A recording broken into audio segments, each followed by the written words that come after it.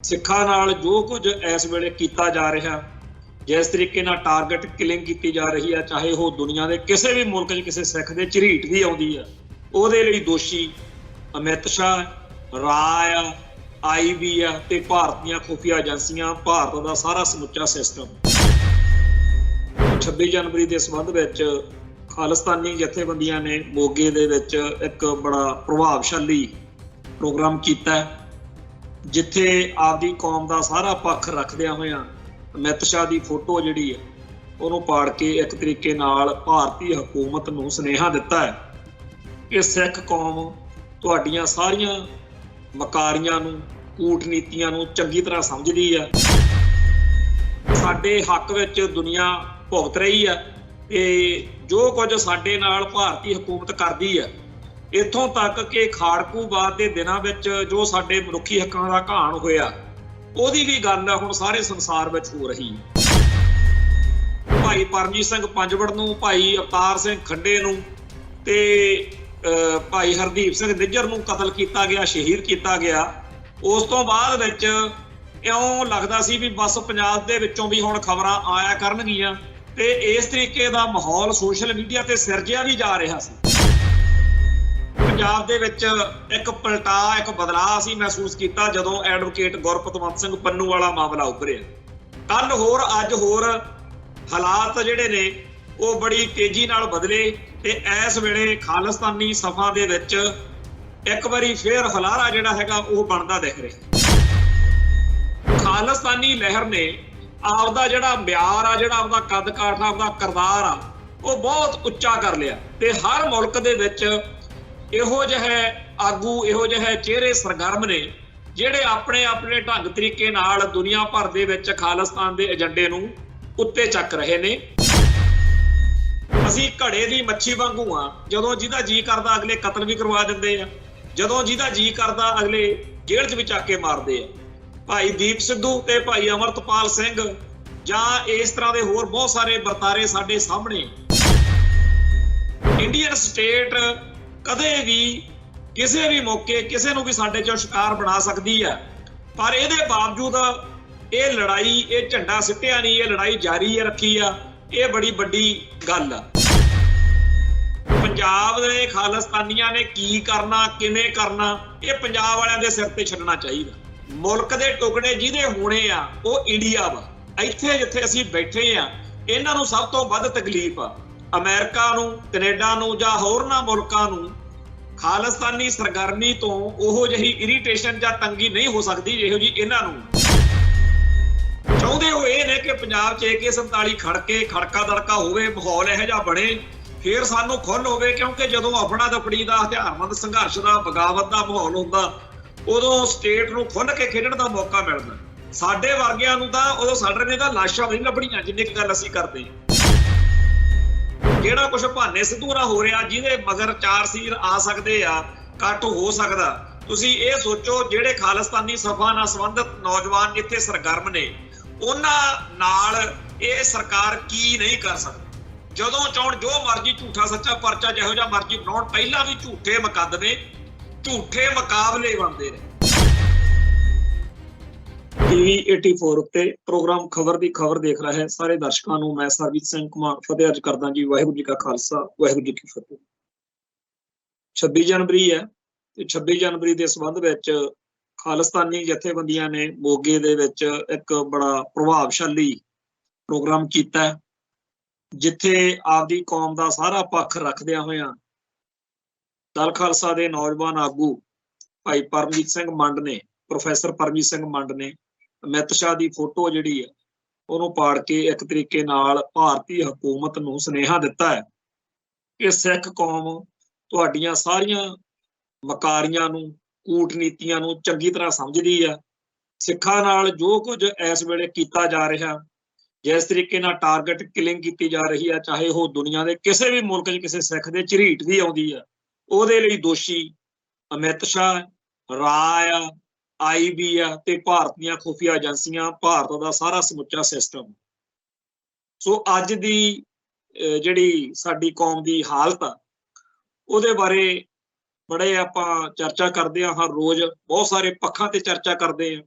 ਤੇ ਸਾਡੇ ਬਹੁਤ ਸਾਰੇ ਭੈਣ ਭਰਾ ਜਿਹੜੇ ਦੂਰ ਦਰਾਡੇ ਹੋਰਨਾਂ ਮੁਲਕਾਂ 'ਚ ਭਾਰਤ ਤੋਂ ਪਰਾਂ ਬੈਠੇ ਆ, ਉਹਨਾਂ ਨੂੰ ਕਈ ਵਾਰੀ ਇਹ ਲੱਗਦਾ ਵੀ ਆ ਜਿਹੜੇ ਪੰਜਾਬ ਦੇ ਖਾਲਿਸਤਾਨੀ ਆ ਵੀ ਖਣੀ ਉਹੀ ਬਸ ਇਹ ਤਾਂ ਖੇਡਾਂ ਜਿਹੀਆਂ ਖੇਡਦੇ ਆ, ਵੀ ਅਸਲੀ ਲੜਾਈ ਤਾਂ ਖਣੀ ਕੈਨੇਡਾ ਅਮਰੀਕਾ ਜਾਂ ਹੋਰਨਾਂ ਥਾਵਾਂ ਤੇ ਬਹਿ ਕੇ ਅਸੀਂ ਲੜਦੇ ਆ।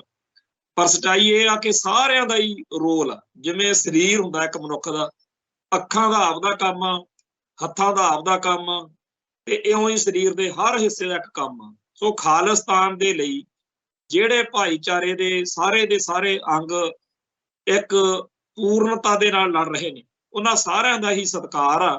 ਤੇ ਸਾਨੂੰ ਸਾਰਿਆਂ ਦੇ ਹੀ ਦਿਲਾਂ ਦੇ ਜਜ਼ਬਾਤ ਸਮਝਣ ਦੇ ਨਾਲ ਨਾਲ ਉਹਨਾਂ ਦੀਆਂ ਮਜਬੂਰੀਆਂ ਤੇ ਉਹਨਾਂ ਦੇ ਹਾਲਾਤ ਵਾਲੇ ਪਾਸੇ ਨੂੰ ਧਿਆਨ ਰੱਖ ਕੇ ਗੱਲ ਕਰਨੀ ਚਾਹੀਦੀ ਹੈ। ਅਸੀਂ ਇਹ ਜਾਣਦੇ ਹਾਂ ਕਿ ਬਹੁਤ ਸਾਰੇ ਜਿਹੜੇ ਜ਼ਿਆਦਾ ਜਜ਼ਬਾਤੀ ਜਾਂ ਜ਼ਿਆਦਾ ਦਲੇਰ ਜਾਂ ਜ਼ਿਆਦਾ ਘੈਂਟ ਖਾਲਿਸਤਾਨੀ ਆ, ਉਹਨਾਂ ਨੂੰ ਲੱਗਦਾ ਕਿ ਪੰਜਾਬ ਵਾਲੇ ਖਾਲਿਸਤਾਨੀ ਜਿਹੜੇ ਨੇ ਉਹ ਆਹ ਕਰ ਦੇਣ ਉਹ ਕਰ ਦੇਣ। ਪਰ ਆਪਾਂ ਇਸ ਗੱਲ ਨੂੰ ਮੰਨੀਏ ਕਿ 1984 ਤੋਂ ਬਾਅਦ ਜੋ ਕੁਝ ਉਸ ਵੇਲੇ ਕਰਨ ਦੀ ਲੋੜ ਸੀ ਜੁਝਾਰੂ ਸਿੰਘਾਂ ਨੇ ਕਰਕੇ ਇੱਕ ਵਾਰ ਸਾਰਾ ਜਿਹੜਾ ਸੀ ਮਸਲਾ ਜਿੱਥੇ ਤੱਕ ਲੈ ਕੇ ਜਾਣਾ ਸੀ ਹਾਲਾਤ ਨੇ ਉਹ ਚਲੇ ਗਿਆ। ਉਸ ਤੋਂ ਬਾਅਦ ਵਿੱਚ ਹੁਣ ਦੁਨੀਆ ਭਰ ਦੇ ਵਿੱਚ ਸਾਡੇ ਹੱਕ ਵਿੱਚ ਦੁਨੀਆ ਭੁਗਤ ਰਹੀ ਆ ਤੇ ਜੋ ਕੁਝ ਸਾਡੇ ਨਾਲ ਭਾਰਤੀ ਹਕੂਮਤ ਕਰਦੀ ਆ, ਇੱਥੋਂ ਤੱਕ ਕਿ ਖਾੜਕੂਬਾਦ ਦੇ ਦਿਨਾਂ ਵਿੱਚ ਜੋ ਸਾਡੇ ਮਨੁੱਖੀ ਹੱਕਾਂ ਦਾ ਘਾਣ ਹੋਇਆ ਉਹਦੀ ਵੀ ਗੱਲ ਹੁਣ ਸਾਰੇ ਸੰਸਾਰ ਵਿੱਚ ਹੋ ਰਹੀ ਹੈ। ਸਾਡੇ ਬਹੁਤ ਸਾਰੇ ਭੈਣ ਭਰਾਵਾਂ ਨੇ ਬੀਤੇ ਦੌਰ ਵਿੱਚ ਖਾਲਿਸਤਾਨੀ ਜਥੇਬੰਦੀਆਂ ਦੇ ਉੱਤੇ ਜਦੋਂ ਕਿੰਤੂ ਪ੍ਰੰਤੂ ਕੀਤੇ, ਇੱਕ ਕਿੰਤੂ ਪ੍ਰੰਤੂ ਇਹ ਵੀ ਹੁੰਦਾ ਸੀਗਾ ਵੀ ਜੀ ਸਰਦਾਰ ਸਿਮਰਨਜੀਤ ਸਿੰਘ ਮਾਨ ਜਾਂ ਮਾਨ ਦਲ ਦੀਆਂ ਚਿੱਠੀਆਂ ਜਿਹੜੀਆਂ ਨੇ ਵੀ ਉਹ ਕੀ ਅਰਥ ਰੱਖਦੀਆਂ ਨੇ, ਤੇ ਉਹ ਜੀ ਬਹੁਤ ਸਾਰੇ ਇਹੋ ਜਿਹੇ ਬੰਦਿਆਂ ਨੂੰ ਵੀ ਚਿੱਠੀਆਂ ਦਿੰਦੇ ਨੇ ਜਿਹੜੇ ਸਿੱਖ ਤਾਂ ਹੈਗੇ ਪਰ ਉਹ ਖਾਲਿਸਤਾਨੀ ਸੰਘਰਸ਼ ਨਾਲ ਕਦੇ ਸਿੱਧਾ ਹਿੱਸਾ ਨਹੀਂ ਰਹੇ। ਉਸ ਮੌਕੇ ਕਿਸੇ ਸੱਜਣ ਨਾਲ ਮੈਂ ਚਰਚਾ ਕਰ ਰਿਹਾ ਸੀ ਤੇ ਉਹਨੇ ਕਿਹਾ ਬਈ ਤੁਸੀਂ ਇਹ ਸੋਚੋ ਕਿ ਜਿਹੜਾ ਵੀ ਬੰਦਾ ਇਹ ਕਹਿ ਕੇ ਚਿੱਠੀ ਮੰਗਦਾ ਕਿ ਮੈਂ ਸਿੱਖ ਹਾਂ ਤੇ ਮੇਰਾ ਭਾਰਤ ਵਿੱਚ ਰਹਿਣਾ ਔਖਾ, ਮੈਂ ਇੱਥੇ ਸਿੱਖ ਹੋਣ ਕਰਕੇ ਮਾਰਿਆ ਜਾ ਸਕਦਾ, ਮੈਨੂੰ ਸਿੱਖ ਹੋਣ ਕਰਕੇ ਸਦਾ ਹੀ ਡਰ ਲੱਗਿਆ ਰਹਿੰਦਾ, ਦਹਿਸ਼ਤ ਦੇ ਵਿੱਚ ਜਿਉਣਾ, ਤੇ ਜੇਕਰ ਉਹ ਬੰਦਾ ਕਿਸੇ ਮੁਲਕ ਵਿੱਚ ਜਾ ਕੇ ਲਿਖ ਕੇ ਬੋਲ ਕੇ ਇਹ ਗੱਲ ਕਹਿੰਦਾ, ਇਹਦਾ ਕਦੇ ਨਾ ਕਦੇ ਕਿਸੇ ਨਾ ਕਿਸੇ ਰੂਪ ਵਿੱਚ ਅਸਰ ਪਊਗਾ। ਹੌਲੀ ਹੌਲੀ ਕੈਨੇਡਾ ਅਮਰੀਕਾ ਤੇ ਯੂਰਪ ਦੇ ਜਿੱਥੇ ਜਿੱਥੇ ਜਿਹੜੇ ਮੁਲਕਾਂ ਦੇ ਵਿੱਚ ਸਿਆਸੀ ਸ਼ਰਨ ਲਈ ਇਹ ਚਿੱਠੀਆਂ ਜਾਂਦੀਆਂ ਰਹੀਆਂ, ਉੱਥੇ ਲੱਖਾਂ ਦੀ ਗਿਣਤੀ ਵਿੱਚ ਇਹ ਚਿੱਠੀਆਂ ਨੇ ਇੱਕ ਆਧਾਰ ਸਿਰਜਿਆ। ਉਹਨਾਂ ਮੁਲਕਾਂ ਨੇ ਆਪਣੇ ਤੌਰ ਦੇ ਉੱਤੇ ਇਸ ਗੱਲ ਨੂੰ ਵਿਚਾਰਿਆ ਕਿ ਜੇਕਰ ਇਹਨਾਂ ਸਾਰਿਆਂ ਦੇ ਵਿੱਚੋਂ 1% ਵੀ ਸੱਚੇ ਮੰਨ ਲਿਆ ਜਾਵੇ ਕਿ ਉਹਨਾਂ ਤੇ ਜ਼ੁਲਮ ਹੋਇਆ, ਉਹਨਾਂ ਨੂੰ ਆਪਦੀ ਹੋਂਦ ਹਸਤੀ ਆਪਣਾ ਆਪ ਬਚਾਉਣ ਲਈ ਆਪਦੀ ਮਾਂ ਭੂਮੀ ਤਿਆਗਣੀ ਪਈ ਤੇ ਬਾਹਰਲੇ ਮੁਲਕਾਂ ਚ ਆਉਣਾ ਪਿਆ, ਤਾਂ ਵੀ ਇਹ ਗੱਲ ਮਾੜੀ ਆ, ਇਹ ਗੱਲ ਭੈੜੀ ਆ ਕਿ ਸਿੱਖਾਂ ਨੂੰ ਆਪਦਾ ਮੁਲਕ ਛੱਡਣਾ ਪਵੇ। ਸੋ ਉਹਨਾਂ ਚਿੱਠੀਆਂ ਨੇ, ਉਸ ਸਾਰੀ ਡਾਕੂਮੈਂਟੇਸ਼ਨ ਨੇ ਸਾਡੀ ਕੌਮ ਦੇ ਲਈ ਅੱਜ ਦੀ ਤਰੀਕ ਵਿੱਚ ਜਿਹੜਾ ਦੁਨੀਆ ਭਰ ਦੇ ਅੱਡ-ਅੱਡ ਮੁਲਕਾਂ 'ਚ ਸਾਡੇ ਹੱਕ ਦੇ ਵਿੱਚ ਆਵਾਜ਼ ਬੁਲੰਦ ਹੋ ਰਹੀ ਹੈ, ਆ ਜਿਹੜਾ ਮਸਲਾ ਚੱਲ ਰਿਹਾ ਨਾ ਐਡਵੋਕੇਟ ਗੁਰਪਤਵੰਤ ਸਿੰਘ ਪੰਨੂ ਵਾਲਾ, ਉਹਦੇ ਕਰਕੇ ਪੰਜਾਬ ਦੇ ਵਿੱਚ ਵੀ ਸਾਨੂੰ ਵੀ ਬਹੁਤ ਫਰਕ ਪਿਆ। ਇਸ ਵੇਲੇ ਪੰਜਾਬ ਦੀ ਧਰਤੀ ਉੱਤੇ ਜਿਹੜੇ ਖਾਲਿਸਤਾਨੀ ਸਫਾਂ ਦੇ ਨਾਲ ਸੰਬੰਧਿਤ ਭੈਣ ਭਰਾ ਨੇ, ਉਹਨਾਂ ਸਭ ਨੂੰ ਪਤਾ ਕਿ ਸਾਨੂੰ ਨਿਸ਼ਾਨਾ ਬਣਾਉਣ ਦੀ ਪੂਰੀ ਤਿਆਰੀ ਸੀ। ਪਿਛਲੇ ਸਾਲ ਦੇ ਵਿੱਚ ਜਦੋਂ ਭਾਈ ਪਰਮਜੀਤ ਸਿੰਘ ਪੰਜਵੜ ਨੂੰ, ਭਾਈ ਅਵਤਾਰ ਸਿੰਘ ਖੰਡੇ ਨੂੰ ਤੇ ਭਾਈ ਹਰਦੀਪ ਸਿੰਘ ਨਿੱਜਰ ਨੂੰ ਕਤਲ ਕੀਤਾ ਗਿਆ, ਸ਼ਹੀਦ ਕੀਤਾ ਗਿਆ, ਉਸ ਤੋਂ ਬਾਅਦ ਵਿੱਚ ਇਉਂ ਲੱਗਦਾ ਸੀ ਵੀ ਬਸ ਪੰਜਾਬ ਦੇ ਵਿੱਚੋਂ ਵੀ ਹੁਣ ਖਬਰਾਂ ਆਇਆ ਕਰਨਗੀਆਂ ਤੇ ਸਿੱਖ ਜੁਝਾਰੂ ਲਹਿਰ ਨਾਲ ਸੰਬੰਧਿਤ ਉਹ ਸਾਰੇ ਸੂਰਮੇ ਜਿਨ੍ਹਾਂ ਨੇ ਬੀਤੇ ਦੌਰ ਵਿੱਚ ਕੌਮ ਦੀ ਲੜਾਈ ਲੜੀ, ਉਹਨਾਂ ਨੂੰ ਨਿਸ਼ਾਨਾ ਬਣਾਉਣਗੇ। ਤੇ ਇਸ ਤਰੀਕੇ ਦਾ ਮਾਹੌਲ ਸੋਸ਼ਲ ਮੀਡੀਆ ਤੇ ਸਿਰਜਿਆ ਵੀ ਜਾ ਰਿਹਾ ਸੀ। ਜਦੋਂ ਉਹਨਾਂ ਦਿਨਾਂ ਦੇ ਵਿੱਚ ਗੌਰਵ ਆਰੀਆ ਵਰਗੇ ਪੂਰੀ ਦਮਗੱਜੇ ਮਾਰ ਰਹੇ ਸੀ ਕਿ ਅਸੀਂ ਜੀ ਬਸ ਪਾਕਿਸਤਾਨ ਦੇ ਵਿੱਚ ਐ ਕਰਾਤਾ, ਅਸੀਂ ਇੰਗਲੈਂਡ 'ਚ ਉਹ ਕਰਾਤਾ, ਅਸੀਂ ਫਲਾਣੇ ਮੁਲਕ 'ਚ ਆਹ ਕਰਾਤਾ ਤੇ ਬਸ ਹੁਣ ਐ ਕਰ ਦਿਆਂਗੇ ਉਹ ਕਰ ਦਿਆਂਗੇ, ਉਦੋਂ ਖਾਲਿਸਤਾਨੀ ਸਫਾ ਨਾਲ ਸੰਬੰਧਿਤ ਧਿਰਾਂ ਵਿੱਚ ਇਹ ਚਰਚਾ ਅਕਸਰ ਚੱਲਦੀ ਸੀ ਕਿ ਥੋੜਾ ਜਿਹਾ ਖਿਆਲ ਨਾ ਰਹੋ, ਇਹ ਠੀਕ ਆ ਕਿ ਕਿਸੇ ਨੇ ਦੜ ਨਹੀਂ ਵੱਟਣੀ, ਕਿਸੇ ਨੇ ਅੰਦਰ ਨਹੀਂ ਲੁਕ ਜਾਣਾ, ਸਾਡੀ ਧਰਤੀ ਆ, ਸਾਡੇ ਹੱਕ ਨੇ। ਪਰ ਦੁਨੀਆ ਭਰ ਦੇ ਵਿੱਚ ਕਦੇ ਵੀ ਕੋਈ ਵੀ ਬੰਦਾ ਹੋਵੇ, ਜਦੋਂ ਉਹਨੂੰ ਪਤਾ ਲੱਗਦਾ ਕਿ ਮੈਨੂੰ ਠੋਕਣ ਦੀ, ਮੈਨੂੰ कतल करन दी प्लान बनाई जा रही है, तो वो बंदा दो तरीके की गल करदा हुंदा। एक तां ओह अपनी जिहड़ी दृढ़ता है, जिहड़ी आपदी प्रतिज्ञा, जिहड़ी आपदी डेडिकेशन आ, कमिटमेंट आ, ओनू दर्शाउण दे लई सामने आके खड़न दी जुरत करदा, ना कि लुकण दी जां भज्जण दी गल करदा। दूजा ये हुंदा कि मैं उही मारे जाण लई कोई कीड़ी मकौड़ा नहीं हैगा भी जिथे जी करदा मैं आपदा कुछ ना कुछ उस मौके लई तैयारी भी कर। सो जिहड़ा ਉਹ ਦੌਰ ਸੀ, ਉਹ ਵਕਤ ਸੀ, ਉਹ ਜਦੋਂ ਇੱਥੇ ਪੰਜਾਬ ਦੇ ਵਿੱਚ ਇੱਕ ਪਲਟਾ, ਇੱਕ ਬਦਲਾਅ ਅਸੀਂ ਮਹਿਸੂਸ ਕੀਤਾ ਜਦੋਂ ਐਡਵੋਕੇਟ ਗੁਰਪਤਵੰਤ ਸਿੰਘ ਪੰਨੂ ਵਾਲਾ ਮਾਮਲਾ ਉੱਭਰਿਆ। ਕੱਲ ਹੋਰ ਅੱਜ ਹੋਰ ਹਾਲਾਤ ਜਿਹੜੇ ਨੇ ਉਹ ਬੜੀ ਤੇਜ਼ੀ ਨਾਲ ਬਦਲੇ ਤੇ ਇਸ ਵੇਲੇ ਖਾਲਿਸਤਾਨੀ ਸਫਾ ਦੇ ਵਿੱਚ ਇੱਕ ਵਾਰੀ ਫੇਰ ਹਲਾਰਾ ਜਿਹੜਾ ਹੈਗਾ ਉਹ ਬਣਦਾ ਦਿਖ ਰਿਹਾ। ਦੂਜੇ ਪਾਸੇ ਭਾਰਤੀ ਹਕੂਮਤੀ ਤੰਤਰ ਜਿਹੜਾ ਹੈ, ਉਹਦੀਆਂ ਏਜੰਸੀਆਂ ਨੇ ਜਾਂ ਉਹਦੇ ਨਾਲ ਸੰਬੰਧਿਤ ਜਿਹੜੀਆਂ ਇੱਥੇ ਬਹੁਤ ਸਾਰੀਆਂ ਹੋਰ ਤਾਕਤਾਂ ਨੇ, ਉਹਨਾਂ ਨੇ ਆਪਦਾ ਪੂਰਾ ਤਾਣ ਲਾ ਕੇ ਦੇਖ ਲਿਆ ਸਿੱਖ ਸੰਘਰਸ਼ ਨੂੰ ਦਬਾਉਣ ਦਾ, ਬਦਨਾਮ ਕਰਨ ਦਾ। ਔਰ ਇਸ ਗੱਲ ਦੇ ਵਿੱਚ ਤਾਂ ਕੋਈ ਸ਼ੱਕ ਹੀ ਨਹੀਂ ਕਿ ਸਾਡੇ ਵਰਗੀ ਸ਼ਕਲ ਵਾਲੇ ਬਹੁਤ ਸਾਰੇ ਨਕਲੀ ਖਾਲਿਸਤਾਨੀ, ਬਹੁਤ ਸਾਰੇ ਇਹੋ ਜਿਹੇ ਕੈਟ ਟਾਊਟ ਸਰਗਰਮ ਨੇ ਜਿਨ੍ਹਾਂ ਦਾ ਨਿਸ਼ਾਨਾ ਬਿਲਕੁਲ ਸਪਸ਼ਟ ਆ ਕਿ ਭਾਰਤੀ ਹਕੂਮਤੀ ਤੰਤਰ ਦੇ ਏਜੰਡੇ ਨੂੰ ਪੂਰਾ ਕਰਨਾ ਤੇ ਸਿੱਖਾਂ ਦੇ, ਸਿੱਖੀ ਦੇ ਖਿਲਾਫ ਮਾਹੌਲ ਸਿਰਜਣਾ, ਖਾਲਿਸਤਾਨ ਦੇ ਖਿਲਾਫ ਮਾਹੌਲ ਸਿਰਜਣਾ। ਪਰ ਇੱਕ ਗੱਲ ਬੜੀ ਕਮਾਲ ਦੀ ਹੈ, 1978 ਤੋਂ ਸਿੱਖ ਸੰਘਰਸ਼ ਦੇ ਵਿੱਚ ਡੁੱਲੇ ਹੋਏ ਖੂਨ ਦੀ ਇਹ ਇੱਕ ਘਾਲਣਾ, ਇੱਕ ਦੇਣ ਆ ਕਿ ਜੇ ਦੁਨੀਆ ਭਰ ਦੇ ਵਿੱਚ ਕਿਤੇ ਵੀ ਕੋਈ ਕੈਟ ਟਾਊਟ ਅੱਜ ਕੋਈ ਵਾਰਦਾਤ ਕਰੇ ਤਾਂ ਕਿਸੇ ਨੇ ਨਹੀਂ ਮੰਨਣਾ, ਸਭ ਨੇ ਇਹੀ ਕਹਿਣਾ ਕਿ ਜੀ ਇਹ ਕਿਸੇ ਕੈਟ ਟਾਊਟ ਦਾ ਕੰਮ ਹੋ ਸਕਦਾ, ਇਹ ਕਿਸੇ ਖਾਲਿਸਤਾਨੀ ਦਾ ਕੰਮ ਨਹੀਂ ਹੋ ਸਕਦਾ। ਸਾਡੇ ਸਾਹਮਣੇ ਆ ਆਸਟ੍ਰੇਲੀਆ ਦੇ ਵਿੱਚ ਬੜਾ ਇੰਡੀਆ ਨੇ ਜ਼ੋਰ ਲਾਇਆ, ਉੱਥੇ ਮੰਦਰਾਂ ਦੇ ਉੱਤੇ ਕੁਝ ਲਿਖ ਲੁੱਕ ਕੇ, ਇਵੇਂ ਕੈਨੇਡਾ 'ਚ, ਇਵੇਂ ਅਮਰੀਕਾ 'ਚ। ਹੁਣ ਤਾਂ ਲੋਕ ਹੱਸ ਪੈਂਦੇ ਆ ਬਈ ਖਾਲਿਸਤਾਨੀ ਤੁਹਾਡੀਆਂ ਇਹਨਾਂ ਜਿਹੜੀਆਂ ਤੁਸੀਂ ਹਰਕਤਾਂ ਦੱਸਦੇ ਹੋ ਇਹਨਾਂ ਲਈ ਵਿਹਲੇ ਆ, ਖਾਲਿਸਤਾਨੀਆਂ ਕੋਲੇ ਕਿੱਡੇ ਜ਼ਰੂਰੀ ਤੇ ਅਹਿਮ ਕੰਮ ਨੇ, ਉਹ ਇਹਨਾਂ ਕੁੱਤੇ ਜਿਹੇ ਕੰਮਾਂ ਲਈ ਨਹੀਂ ਹੈਗੇ। ਸੋ ਖਾਲਿਸਤਾਨੀ ਲਹਿਰ ਨੇ ਆਪਦਾ ਜਿਹੜਾ ਮਿਆਰ ਆ, ਜਿਹੜਾ ਆਪਦਾ ਕੱਦ ਕਾਠ, ਆਪਦਾ ਕਿਰਦਾਰ ਆ, ਉਹ ਬਹੁਤ ਉੱਚਾ ਕਰ ਲਿਆ। ਤੇ ਹਰ ਮੁਲਕ ਦੇ ਵਿੱਚ ਇਹੋ ਜਿਹੇ ਆਗੂ, ਇਹੋ ਜਿਹੇ ਚਿਹਰੇ ਸਰਗਰਮ ਨੇ ਜਿਹੜੇ ਆਪਣੇ ਆਪਣੇ ਢੰਗ ਤਰੀਕੇ ਨਾਲ ਦੁਨੀਆ ਭਰ ਦੇ ਵਿੱਚ ਖਾਲਿਸਤਾਨ ਦੇ ਏਜੰਡੇ ਨੂੰ ਉੱਤੇ ਚੱਕ ਰਹੇ ਨੇ ਔਰ ਖਾਲਿਸਤਾਨ ਦੇ ਪ੍ਰਤੀ ਲੋਕਾਂ ਦੀ ਦਿਨੋਂ ਦਿਨ ਦ੍ਰਿੜਤਾ ਵੱਧ ਰਹੀ ਹੈ। ਔਰ ਇੱਥੇ ਇੱਕ ਗੱਲ ਜਿਹੜੀ ਹੋਰ ਮੈਂ ਮੌਕੇ ਸਿਰ ਕਹਿਣੀ ਚਾਹੁੰਦਾ ਕਿ ਜਦੋਂ ਕੋਈ ਦੂਜੇ ਥਾਂ ਤੋਂ ਬਾਹਰ ਬੈਠ ਕੇ ਇਹ ਕਹਿੰਦਾ ਕਿ ਪੰਜਾਬ ਵਾਲੇ ਖਾਲਿਸਤਾਨੀ ਐ ਕਰਨ, ਉਹ ਕਰਨ, ਉਹ ਇਹ ਜ਼ਰੂਰ ਸੋਚ ਲਿਆ ਕਰਨ ਕਿ ਇੱਥੇ ਅਸੀਂ ਲੰਮੀ ਰੇਸ ਦੇ ਘੋੜੇ ਬਣਨਾ, ਅਸੀਂ ਘੜੇ ਦੀ ਮੱਛੀ ਵਾਂਗੂ ਆ। ਅਸੀਂ ਇੱਥੇ ਦੇਖ ਰਹੇ ਹਾਂ ਕਿ ਜਦੋਂ ਜਿਹਦਾ ਜੀ ਕਰਦਾ ਅਗਲੇ ਕਤਲ ਵੀ ਕਰਵਾ ਦਿੰਦੇ ਆ, ਜਦੋਂ ਜਿਹਦਾ ਜੀ ਕਰਦਾ ਅਗਲੇ ਜੇਲ੍ਹ 'ਚ ਵੀ ਚੱਕ ਕੇ ਮਾਰਦੇ ਆ। ਭਾਈ ਦੀਪ ਸਿੱਧੂ ਤੇ ਭਾਈ ਅਮਰਤਪਾਲ ਸਿੰਘ ਜਾਂ ਇਸ ਤਰ੍ਹਾਂ ਦੇ ਹੋਰ ਬਹੁਤ ਸਾਰੇ ਵਰਤਾਰੇ ਸਾਡੇ ਸਾਹਮਣੇ। ਇੰਡੀਅਨ ਸਟੇਟ ਕਦੇ ਵੀ ਕਿਸੇ ਵੀ ਮੌਕੇ ਕਿਸੇ ਨੂੰ ਵੀ ਸਾਡੇ ਚੋਂ ਸ਼ਿਕਾਰ ਬਣਾ ਸਕਦੀ ਆ, ਪਰ ਇਹਦੇ ਬਾਵਜੂਦ ਇਹ ਲੜਾਈ, ਇਹ ਝੰਡਾ ਸਿੱਟਿਆ ਨਹੀਂ, ਇਹ ਲੜਾਈ ਜਾਰੀ ਰੱਖੀ ਆ। ਇਹ ਬੜੀ ਵੱਡੀ ਗੱਲ ਆ। ਮੈਂ ਜਿਹੜਾ ਨੁਕਤਾ ਇੱਥੇ ਸਾਂਝਾ ਕਰਨਾ ਚਾਹੁੰਦਾ ਉਹ ਇਹ ਹੈ ਕਿ ਪੰਜਾਬ ਦੇ ਖਾਲਿਸਤਾਨੀਆਂ ਨੇ ਕੀ ਕਰਨਾ, ਕਿਵੇਂ ਕਰਨਾ, ਇਹ ਪੰਜਾਬ ਵਾਲਿਆਂ ਦੇ ਸਿਰ ਤੇ ਛੱਡਣਾ ਚਾਹੀਦਾ। ਅਮਰੀਕਾ ਦੇ ਮਾਹੌਲ ਵਿੱਚ ਖਾਲਿਸਤਾਨ ਦੇ ਏਜੰਡੇ ਨੂੰ ਕਿਵੇਂ ਅੱਗੇ ਵਧਾਇਆ ਜਾ ਸਕਦਾ ਉਹ ਹੋਰ ਗੱਲ ਆ। ਮੈਂ ਇਹ ਗੱਲ ਬੜੇ ਸਲੀਕੇ ਨਾਲ, ਬੜੇ ਸਤਿਕਾਰ ਨਾਲ ਦੁਨੀਆ ਭਰ ਦੇ ਖਾਲਿਸਤਾਨੀ ਭੈਣ ਭਰਾਵਾਂ ਨੂੰ ਦੱਸਣੀ ਚਾਹੁੰਦਾ ਕਿ ਮੁਲਕ ਦੇ ਟੁਕੜੇ ਜਿਹਦੇ ਹੋਣੇ ਆ ਉਹ ਇੰਡੀਆ ਵਾ। ਇੱਥੇ ਜਿੱਥੇ ਅਸੀਂ ਬੈਠੇ ਆ ਇਹਨਾਂ ਨੂੰ ਸਭ ਤੋਂ ਵੱਧ ਤਕਲੀਫ ਆ। ਅਮਰੀਕਾ ਨੂੰ, ਕੈਨੇਡਾ ਨੂੰ ਜਾਂ ਹੋਰਨਾਂ ਮੁਲਕਾਂ ਨੂੰ ਖਾਲਿਸਤਾਨੀ ਸਰਗਰਮੀ ਤੋਂ ਉਹੋ ਜਿਹੀ ਇਰੀਟੇਸ਼ਨ ਜਾਂ ਤੰਗੀ ਨਹੀਂ ਹੋ ਸਕਦੀ ਜਿਹੋ ਜੀ ਇਹਨਾਂ ਨੂੰ। ਹਾਂ, ਜੇਕਰ ਕੋਈ ਕੈਨੇਡਾ ਦੇ ਵਿੱਚ ਜਾਂ ਅਮਰੀਕਾ ਦੇ ਵਿੱਚ ਬਹਿ ਕੇ ਉੱਥੋਂ ਦੇ ਕਾਨੂੰਨ ਨੂੰ ਭੰਗ ਕਰੇ, ਉੱਥੇ ਤਾਂ ਕਾਰਵਾਈ ਹੋਣੀ ਆ, ਤਾਂ ਵੀ ਉੱਥੇ ਉਹੋ ਜਿਹਾ ਕੁਝ ਨਹੀਂ ਹੋਣਾ ਜਿਵੇਂ ਇੱਥੇ ਆ। ਇੱਥੇ ਚੱਕ ਕੇ ਗਾਇਬ ਕਰ ਦਿੱਤੇ ਜਾਂਦੇ ਆ। ਇੱਥੇ ਭਾਈ ਜਸਵੰਤ ਸਿੰਘ ਖਾਲੜੇ ਨਾਲ ਜੋ ਹੋਇਆ ਉਹ ਤਾਂ ਸਾਰਿਆਂ ਦੇ ਸਾਹਮਣੇ ਹੈਗਾ ਹੀ ਆ, ਪਰ ਹੋਰ ਇਹੋ ਜਿਹਾ ਕੁਝ ਬੜਾ ਜਿਹੜਾ ਸਾਹਮਣੇ ਆਇਆ ਹੀ ਨਹੀਂ।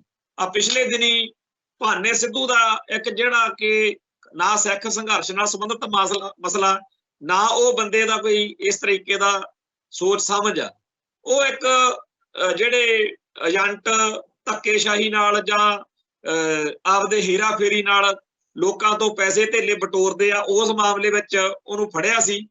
असली तां उहदे तों, उहदीआं हरकतां तों, उहदीआं सरगर्मियां तों भगवंत मान दी सरकार नूं समस्या है ते उहदे जां इहो जिहे कुछ होर नौजवानां करके भगवंत मान दी सरकार दे जिहड़े कुछ गलत काम ने वो नशर हुंदे आ ते इस गल नूं मुੱਖ रख के भगवंत मान ने पुलिसियां नूं खुੱਲ देती भी इहो जिहे सारे जिहड़े पंजाब 'च गिणती करो ते इहो जिहिਆਂ ਨੂੰ टंगी ਚੱਲੋ।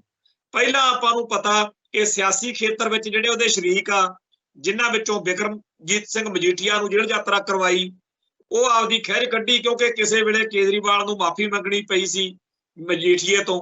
ਉਹਨੇ ਪੂਰਾ ਆਪਦਾ ਤਾਣ ਲਾਇਆ। ਉਪਰੰਤ ਫਿਰ ਸੁਖਪਾਲ ਸਿੰਘ ਖਹਿਰੇ ਦੁਆਲੇ ਹੋ ਗਿਆ। ਸੁਖਪਾਲ ਸਿੰਘ ਖਹਿਰੇ ਵਾਲੇ ਮਾਮਲੇ ਵਿੱਚ ਦੱਸਦੇ ਆ ਵੀ ਕਰੋੜਾਂ ਰੁਪਏ ਵਕੀਲਾਂ ਉੱਤੇ ਖਰਚ ਕੇ ਜਾਂ ਹੋਰ ਜੋ ਕੁਝ ਕਰਨਾ ਸੀ, ਹਕੂਮਤ ਦਾ ਪੂਰਾ ਜ਼ੋਰ ਲੱਗ ਗਿਆ। बेशक ਉਹਦਾ ਕੁਝ ਵਿਗਾੜ ਨਹੀਂ ਸਕੇ, ਉਹ ਬਾਹਰ ਵੀ ਆ ਗਿਆ, ਪਰ ਜੋ ਕੁਝ ਭਗਵੰਤ ਮਾਨ ਨੇ ਕੀਤਾ ਉਹਦਾ ਨਤੀਜਾ ਇਹ ਨਿਕਲਿਆ ਕਿ ਜਦੋਂ ਸੁਖਪਾਲ ਸਿੰਘ ਖਹਿਰੇ ਨੇ ਆਪਦੇ ਪ੍ਰੋਗਰਾਮ ਕੀਤਾ ਆ ਕੇ ਉਹਨੇ ਉਹ ਸਾਰਾ ਕੁਝ ਜਦੋਂ ਆਪਦਾ ਦੱਸਿਆ ਕਿ ਕੀ ਕੁਝ ਇਹ ਕਰ ਰਿਹਾ, ਉਹਦੇ ਤੋਂ ਲੋਕਾਂ ਨੂੰ ਬਹੁਤ ਸਾਰੇ ਪੱਖ ਜਿਹੜੇ ਆ ਭਗਵੰਤ ਮਾਨ ਦੇ, ਅਸਲ ਵਿੱਚ ਤਾਂ ਸਟੇਟ ਦੇ ਪੱਖ ਜਿਹੜੇ ਆ, ਜਦੋਂ ਸੱਤਾ ਕਿਸੇ ਦੇ ਹੱਥ ਹੁੰਦੀ ਆ ਵੀ ਉਦੋਂ ਜਿਹੜਾ ਕੁਝ ਬਿਆਨਤਾ ਬੁੱਚੜ ਕਰਦਾ ਰਿਹਾ ਜਾਂ ਬਾਦਲ ਕਰਦਾ ਰਿਹਾ ਜਾਂ ਕੱਲ ਨੂੰ ਕੋਈ ਹੋਰ ਕਰ ਸਕਦਾ, ਉਹੀ ਸਾਰਾ ਕੁਝ ਭਗਵੰਤ ਮਾਨ ਕਰ ਰਿਹਾ। ਸੋ ਜਿਹੜਾ ਭਾਨੇ ਸਿੱਧੂ ਵਾਲੀ ਗੱਲ ਆ ਉਹਦੇ ਬਾਰੇ ਰਾਤ ਚਰਚਾ ਹੋ ਗਈ ਵੀ ਉਹਦੀ ਜਿਸ ਕੇਸ ਵਿੱਚ ਉਹਦੀ ਗ੍ਰਿਫਤਾਰੀ ਹੋਈ ਸੀ ਉਹਦੀ ਜ਼ਮਾਨਤ ਹੋ ਗਈ ਆ। ਅੱਜ ਉਹਨੇ ਸ਼ਾਮ ਨੂੰ ਜ਼ਮਾਨਤ ਭਰੇ ਜਾਣ ਤੋਂ ਬਾਅਦ ਜੇਲ੍ਹ ਚੋਂ ਨਿਕਲਣਾ ਸੀ, ਪਰ ਉਹਦੇ ਉੱਤੇ ਕੋਈ ਜਾਲੀ ਜਿਹਾ ਪਰਚਾ ਹੋਰ ਪਾ ਕੇ ਉਹਨੂੰ ਫੇਰ ਜੇਲ੍ਹ 'ਚ ਰੱਖਣ ਦਾ ਕਰ ਲਿਆ ਤੇ ਸਾਫ਼ ਦਿਖਦਾ ਵੀ ਜਿਹੜਾ ਨਵਾਂ ਪਰਚਾ ਬਣਾਇਆ ਉਹਦੇ ਵਿੱਚੋਂ ਜਦੋਂ ਜ਼ਮਾਨਤ ਹੋ ਗਈ ਹੋਰ ਪਰਚਾ ਪਾਉਣਗੇ। ਇੱਕ ਪਾਸੇ ਮਾਲਵੇ ਦੇ ਵਿੱਚ ਬਹੁਤ ਵੱਡਾ ਪ੍ਰੋਗਰਾਮ ਭਾਨੇ ਸਿੱਧੂ ਦੇ ਹੱਕ ਵਿੱਚ ਰੱਖਿਆ ਹੋਇਆ ਜਿੱਥੇ ਬੜੀ ਵੱਡੀ ਗਿਣਤੀ 'ਚ ਲੋਕਾਂ ਨੇ ਇਕੱਠੇ ਹੋਣਾ ਹੈ। ਦੂਜੇ ਪਾਸੇ ਭਾਨੇ ਸਿੱਧੂ ਤੇ ਜਾਲੀ ਜੇ ਮੁਕੱਦਮੇ ਬਣਾ ਕੇ ਉਹਨੂੰ ਅੰਦਰ ਰੱਖਣ ਲਈ ਜੋ ਭਗਵੰਤ ਮਾਨ ਦੀ ਸਰਕਾਰ ਕਰ ਰਹੀ ਆ, ਇਹ ਗੱਲ ਇੱਥੇ ਤਾਂ ਕਰਨੀ ਪੈ ਰਹੀ ਆ। ਅਗਲਾ ਸੋਚ ਸਕਦਾ ਵੀ ਕਿੱਥੇ ਖਾਲਿਸਤਾਨ ਦੀਆਂ ਗੱਲਾਂ ਚੱਲਦੀਆਂ ਸੀ, ਕਿੱਥੇ ਭਾਨੇ ਸਿੱਧੂ ਦਾ ਇਹਨਾਂ ਨੇ ਰਾਗ ਛੇੜ ਲਿਆ। ਭਾਈ ਜੇ ਜਿਹੜਾ ਕੁਝ ਭਾਨੇ ਸਿੱਧੂ ਨਾਲ ਹੋ ਰਿਹਾ, ਜਿਹਦੇ ਮਗਰ ਚਾਰ ਸੀਰ ਆ ਸਕਦੇ ਆ, ਕੱਟ ਹੋ ਸਕਦਾ, ਤੁਸੀਂ ਇਹ ਸੋਚੋ ਜਿਹੜੇ ਖਾਲਿਸਤਾਨੀ ਸਫਾ ਨਾਲ ਸੰਬੰਧਿਤ ਨੌਜਵਾਨ ਇੱਥੇ ਸਰਗਰਮ ਨੇ ਉਹਨਾਂ ਨਾਲ ਇਹ ਸਰਕਾਰ ਕੀ ਨਹੀਂ ਕਰ ਸਕਦੀ। ਜਦੋਂ ਚਾਹਣ ਜੋ ਮਰਜ਼ੀ ਝੂਠਾ ਸੱਚਾ ਪਰਚਾ ਜਿਹੋ ਜਿਹਾ ਮਰਜ਼ੀ ਬਣਾਉਣ, ਪਹਿਲਾਂ ਵੀ ਝੂਠੇ ਮੁਕੱਦਮੇ ਝੂਠੇ ਮੁਕਾਬਲੇ ਬਣਦੇ ਰਹੇ ਤੇ ਹਜ਼ਾਰਾਂ ਦੀ ਗਿਣਤੀ ਵਿੱਚ ਸਾਡੀ ਕੌਮ ਦੇ ਬੰਦੇ ਜਿਹੜੇ ਆ ਉਹ ਮਾਰੇ ਗਏ। ਉਸ ਦੌਰ ਦੀ ਅੱਜ ਵੀ ਇੰਡੀਅਨ ਸਟੇਟ ਨੂੰ ਬੜੀ ਲੋੜ ਆ। ਉਸ ਦੌਰ ਵਿੱਚ ਜੋ ਜ਼ੁਲਮ ਢਾਏ ਗਏ ਉਹ ਦੁਬਾਰਾ ਕਰਾਉਣ ਲਈ ਭਗਵੰਤ ਮਾਨ ਤੇ ਮੌਜੂਦਾ ਪੰਜਾਬ ਸਰਕਾਰ, ਪੰਜਾਬ ਪੁਲਿਸ ਪੂਰੀ ਦੀ ਪੂਰੀ ਐਨ ਮੁਸਤੈਦੀ ਨਾਲ ਤਿਆਰ ਆ। ਹੁਣ ਹਕੀਕਤ ਇਹ ਆ ਕਿ ਉਹਨਾਂ ਨੂੰ ਕੋਈ ਮੌਕਾ ਨਹੀਂ ਲੱਭਦਾ, ਮਾਹੌਲ ਨਹੀਂ ਬਣ ਰਿਹਾ।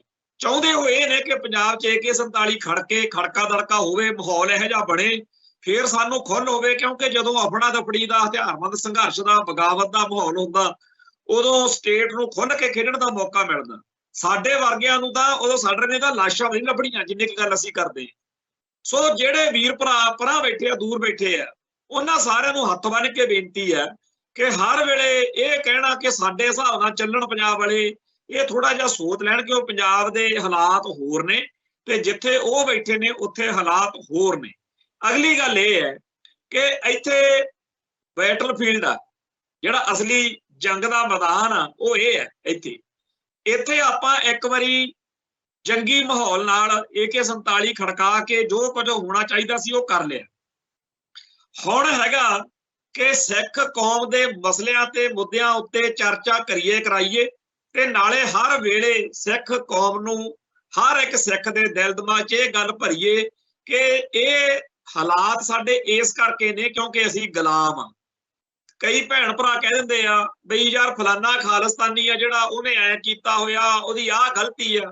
ਮੈਂ ਕਹਿਣਾ ਵੀ ਜਿਹੜਾ ਸਾਡਾ ਸਿੱਖ ਕੌਮ ਦਾ ਕੋਈ ਬੱਚਾ ਮੂੰਹ ਸਿਰ ਮਨਾਈ ਫਿਰਦਾ, ਜੇ ਕੋਈ ਮਰਿਆਦਾ ਦੇ ਮਸਲੇ ਉੱਤੇ ਗੜਬੜ ਹੈ, ਜੇ ਕੋਈ ਨਸ਼ੇ ਕਰਦਾ ਜਾਂ ਕੋਈ ਕਿਸੇ ਕਿਸਮ ਦੀ ਹੋਰ ਅਲਾਮਤ ਦਾ ਸ਼ਿਕਾਰ ਆ, ਉਹਦੇ ਲਈ ਉਹ ਬੰਦਾ ਤਾਂ ਵਿਕਟਮ ਆ। ਉਹ ਤਾਂ ਇੱਕ ਜਿਵੇਂ ਕੋਈ ਬਿਮਾਰ ਆ, ਉਹ ਬਿਮਾਰੀ ਜਿਹੜੀ ਆ ਉਹ ਮੁੱਖ ਦੋਸ਼ੀ ਆ। ਬਿਮਾਰ ਤਾਂ ਕੋਈ ਵੀ ਹੋ ਸਕਦਾ, ਕਿਸੇ ਨੂੰ ਕੋਈ ਬਿਮਾਰੀ ਲੱਗ ਗਈ, ਬਿਮਾਰੀ ਅਸਲੀ ਪ੍ਰੋਬਲਮ ਆ, ਉਹ ਬਿਮਾਰ ਥੋੜੀ ਪ੍ਰੋਬਲਮ।